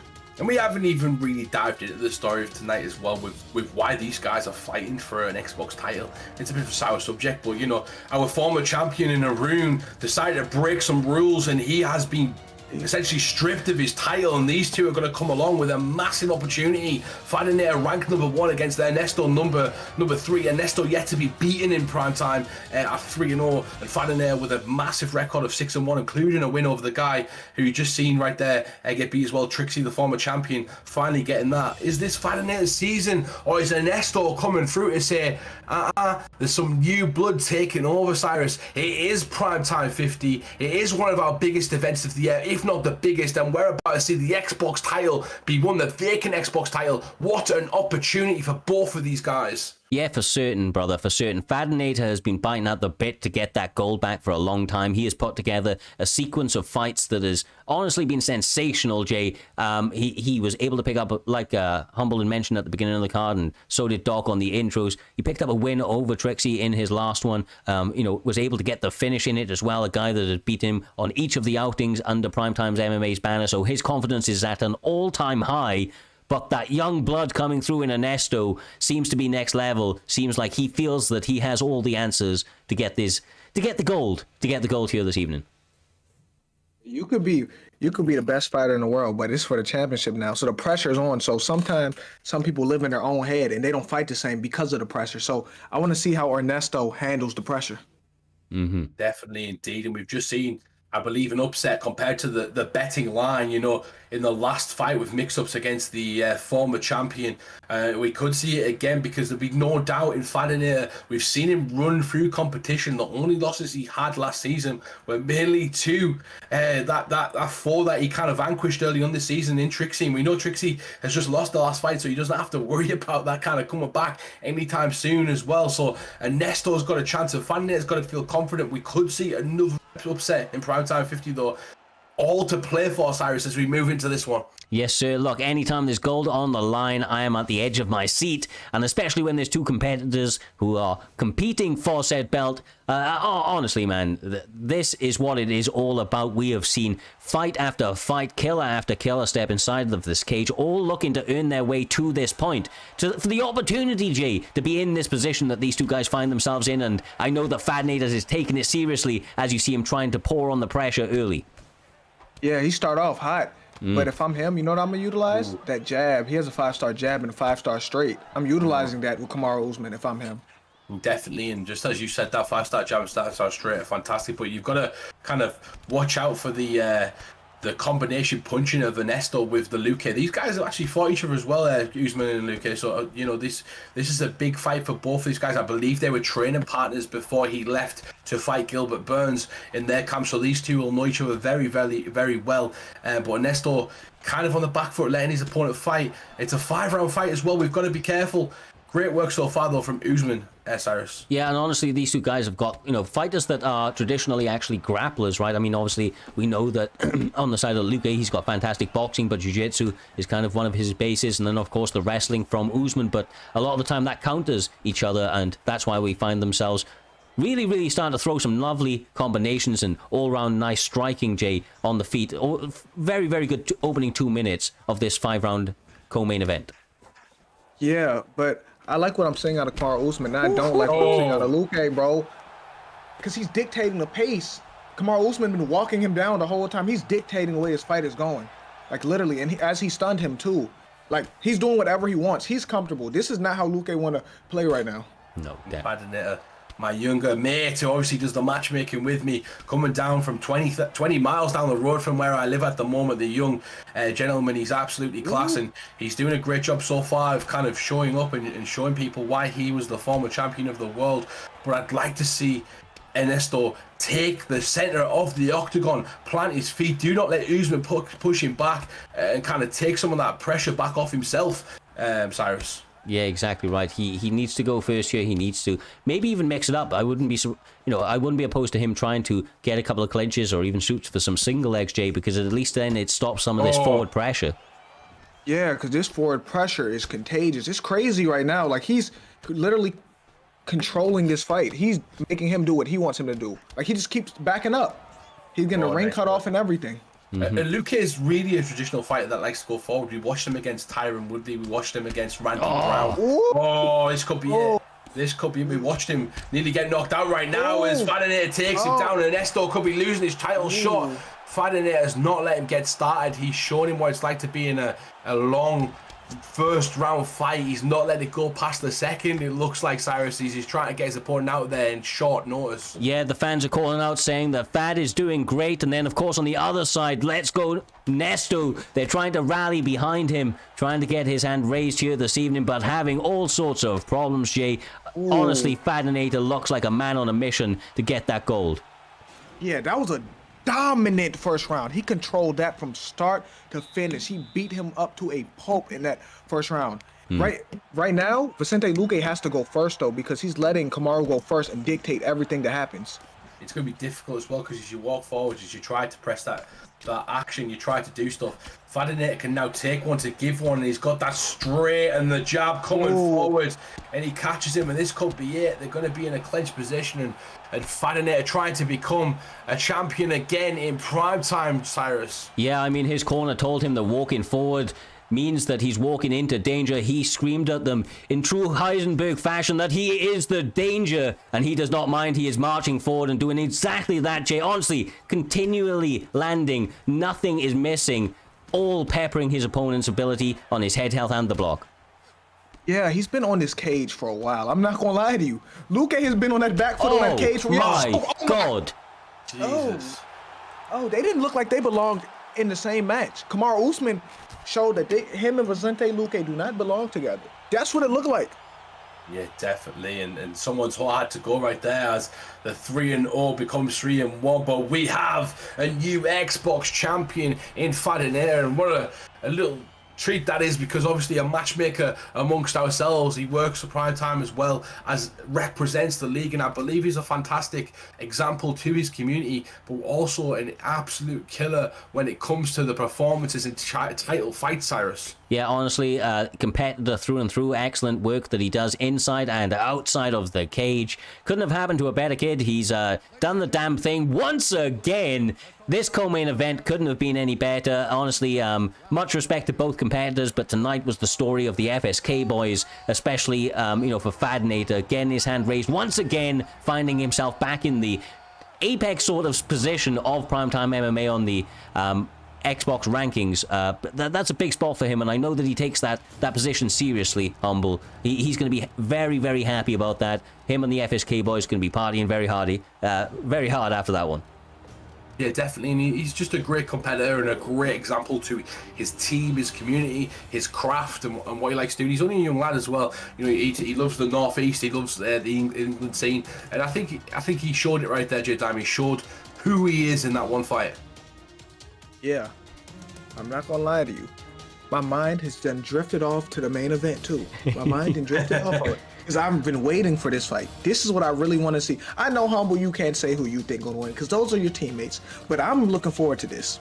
Yeah, no, and just to kind of take on that point, Filthy Uncle Ben, a champion's champion, won it in spectacular fashion on the last outing. I rate this guy's skills highly. I know that he loves the league, and we love him back, doing excellently over the course of this season, but he now finds himself against a man that knows him well, very, very well. KIA Notorious, another killer in action representing Humble. Your two boys are going to go out here this evening, put it all on the line, try to get that PlayStation Gold raised nice and high. No matter what happens, a KIA boy will end up champion here this evening, so either way, I'm sure you're going to be grinning ear to ear. Yeah, definitely. And to be honest, it's kind of bittersweet for me because one person has to lose. But matchmaking this fight, and it was me, another KIA member that made this fight. You've got the champion versus number 2. Just so you're aware, it's an undefeated KIA Notorious coming through with massive wins so far in the Primetime division, fighting a Filthy Uncle Ben. And I know every single playbook that both of these guys have got, and one of their best characters for McGrath is the Calvin Cater pick. It surprises me every time. No matter who I pick against that guy, I cannot beat him. He knows how to play with him. He's worked his craft with that. But you've got a Conor McGregor in Filthy Uncle, and both of these guys from Ireland as well, so they represent their country massively. Notorious from Ireland, and we've got Filthy Uncle from Ireland. I love these guys dearly. It's going to be insane going forward. Only 10 seconds left on the vote, and make sure to get it in. This is 5 rounds at our main event, Jay. I know that you're hyped for it, man, but this is going to be a striker's delight. The boxing on display from both guys is phenomenal, although very different, so it's going to offer a lot of variety ahead of us in this main event. Yeah, I'm not gonna lie. I know Humble's excited, but I'm really excited. Because Humble in the back of his mind knows who's going to win this fight. In the back of his mind, he knows. I don't know, but I don't know. So I'll tell you the 100% truth of this fight. I do not know who's going to win this fight. Between these two guys, I generally don't know because I've watched them spar hundreds of times, and I know it's a 50-50 split when it comes to who wins, and they can win each time. Now, for me, Conor McGregor's a better fighter pick, but I know how good Lee McGrath is with that. It's who starts off in this first round, the better. But Filthy can switch it up, and I've seen that lately for him, Cyrus. Yeah, and he's doing a good job of staying off the center line right now, but Lee McGrath going to the body at will, attacking that leg. Excellent IQ from that man, but eating a couple of body shots on return here, Jay. Both guys definitely playing chess, not checkers, trying to get themselves inch by inch closer to a victory here this evening. Yeah, and honestly, like I said, Conor has the advantage here. Like, if it's a 50-50 fight, Conor hands is on another level. I'm not going to lie to you, especially in this weight class, too. So this may get a little ugly. I don't know. Definitely could. And you could as well. You've got that talk of team versus team. You know, this can split camps in half sometimes amongst this. This isn't me putting a spanner in works with our team if this all goes wrong. This could go wrong, Cyrus. But these two so far have met in the center of the octagon to try to take each other's head off. And it's at one point in this fight, the pressure, the toughness of one of these guys is going to break, and that's going to test everything from emotion to adjustments to strength to ability. And that's what we're seeing right now. Yeah, exactly right. I mean, we've seen it. Oh my God, that body uppercut. That was beautiful. Fucking beautiful. Looking very good. The champion comes back with that beautiful shot, Jay Diamond. Just misses with a head kick right there as you see McGrath going for it. But I don't want all that lovey-dovey shit going on as Lee McGrath comes back with a 1-2 body shot right there. These two have to finish each other at any opportunity. They can't, as much as respect is there, this is a primetime belt. You've got to go for it. You've got to love it. And I know Filthy represents Primetime and wants that. So you can't give him an advantage, Jay. Yeah.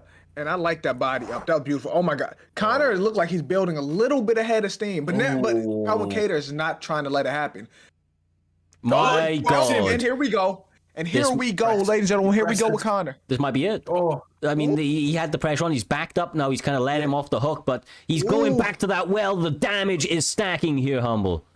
It definitely is, and you've got to think, is that because he's a teammate right there? And that can be your downfall as well, Jay Time. Sometimes you that finishing ability, the finishing characteristic, you kind of step off the gas when you should be putting it on your opponent. And maybe these guys are living up to the respect, but you can't do it even if it's in prime time. That's got to go out the window in this one.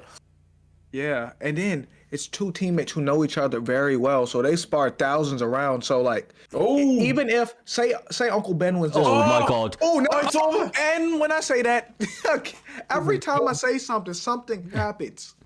Every time. It's the commentary curse, brother. Every single time. It's going to be the case. But look at these peppering shots from Filthy Uncle Ben. Just doing a fantastic job. Now getting pressed back up. The body work was there from Lee McGrath. Humble. Lovely work on both sides.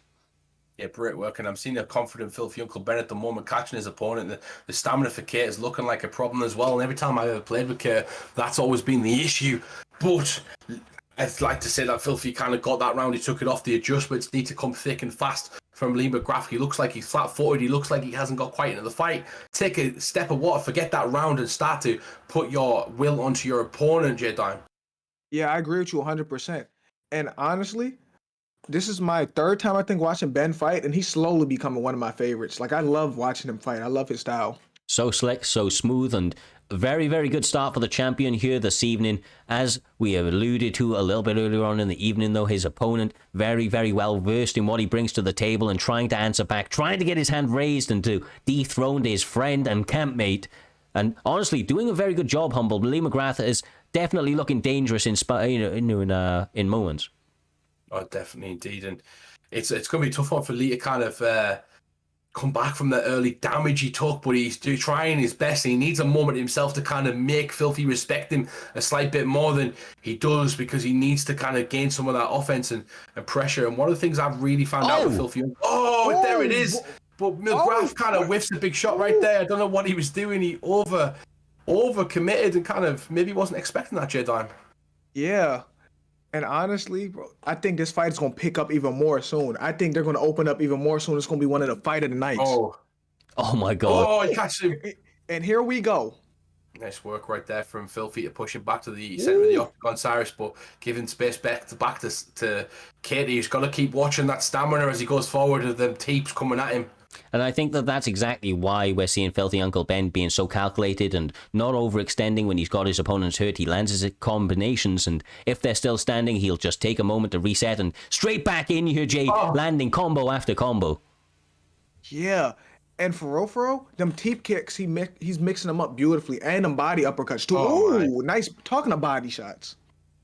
Oh, big shot right there. What a fight this is.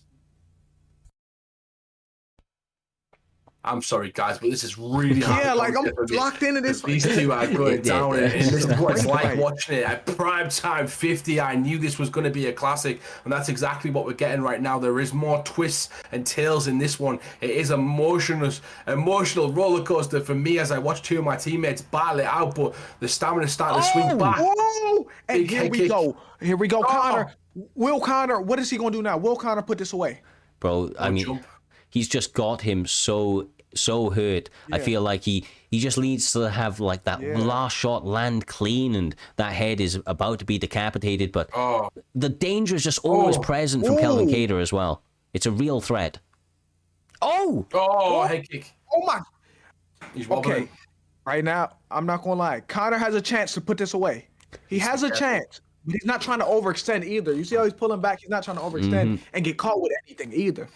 He did throw a three-piece right there, though, and he needs to be careful. I know McGrath kind of realised on that as well, so Filthy, he's got in mind his combination punch. Oh, now he's stunned. End of the round, brother. Saved by the bell on that one. The challenger answering that last couple of seconds very, very well, but the champion looking good over the totality of this fight so far. Humble, your teammates, your friends are really, really doing a good job of answering the bell here. Oh my gosh. Here we go. Calvin Cater. He's getting out the way of this.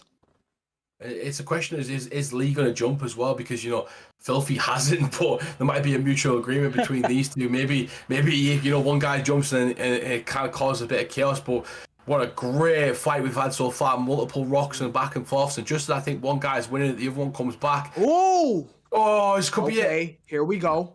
He just made him. Nothing on the head health. It's non-existent. The finishing shot is imminent. Calvin needs a gun. Calvin Cater needs a gun. Oh my God. Oh my God. Calvin Cater needs a gun, guys. He needs a gun. This is mean. This is menacing. He is honestly taking everything away from Calvin Cater right now. The damage is so highly stacked, but he answers back. Oh my gosh. Oh my gosh. Lee McGrath coming firing back. He's not scared of a bit of an exchange from McGregor, but McGregor could enter it with one shot. As we've seen earlier on for myself, it's all it takes. Can Kelvin get back? He goes to the body this time, investing in the bank. Yeah, even read it and used some head movement trying to anticipate the... Oh my God, brother. Oh my goodness. The head health is just not there. I don't know how Calvin Cater is standing. I don't know how he's alive. Brother, there's another 12 minutes 40 left potential in this fight. He's just past the halfway line and the head health's just not there. He's dead. That's a dead body. Yeah. That's a dead body. And still, brother, and still, two absolute savages leaving it all in the cage. Hummel, gonna throw it to you, brother. I know it's a bit bittersweet, but Filthy Uncle Ben getting his hand raised, doing it in a very, very, kind of convincing fashion, had his opponent in all sorts of pain come the end of that bout. Yeah, definitely. It is a bittersweet for me, but Filthy Uncle Ben remains the PlayStation champion, and that's the reason we booked that fight. These guys know each other like the back of their hand, and they produce an absolute classic for the PlayStation and the viewing audience to end and cap off Primetime 50. That's 2 in a row for Filthy with big fights in this case of Bang Bang, and then he goes and finishes KO Notorious, and he'll want his reign to continue. I've talked about it numerous times to you, Cyrus, how committed and how proud he is to be in Primetime, and he absolutely loves this league. So going forward, what an interesting champion and what a great fight we have, a great fighter we have leading that division. Yeah, it's beautiful when you see a deserving competitor earn their way to a title and And, you know, when they love the league, when they love the, you know, kind of the action, what it's all about, it just makes it all that sweet. He's been an absolute pleasure to deal with. And, you know, honestly, quite genuinely deserves to hold his head high and call himself the champion. Fantastic. He has looked start to finish. It has been a pleasure calling these fights once again. Primetime 50 is officially in the books. It was a long old road to get here, and we have a lot of big ass events ahead of us. We are still only in March of this year, and you've got to think we just hit Primetime 50, so we're going to continue to stack it up, level up, event after event, and these fights continue to get better and better. From myself and all the guys in the back, much love, stay safe, and we will see you in the next one. Please join up the raid, as we will be pushing forward some love within the community. Can make somebody's night on this Saturday. But other than that, peace out and stay safe.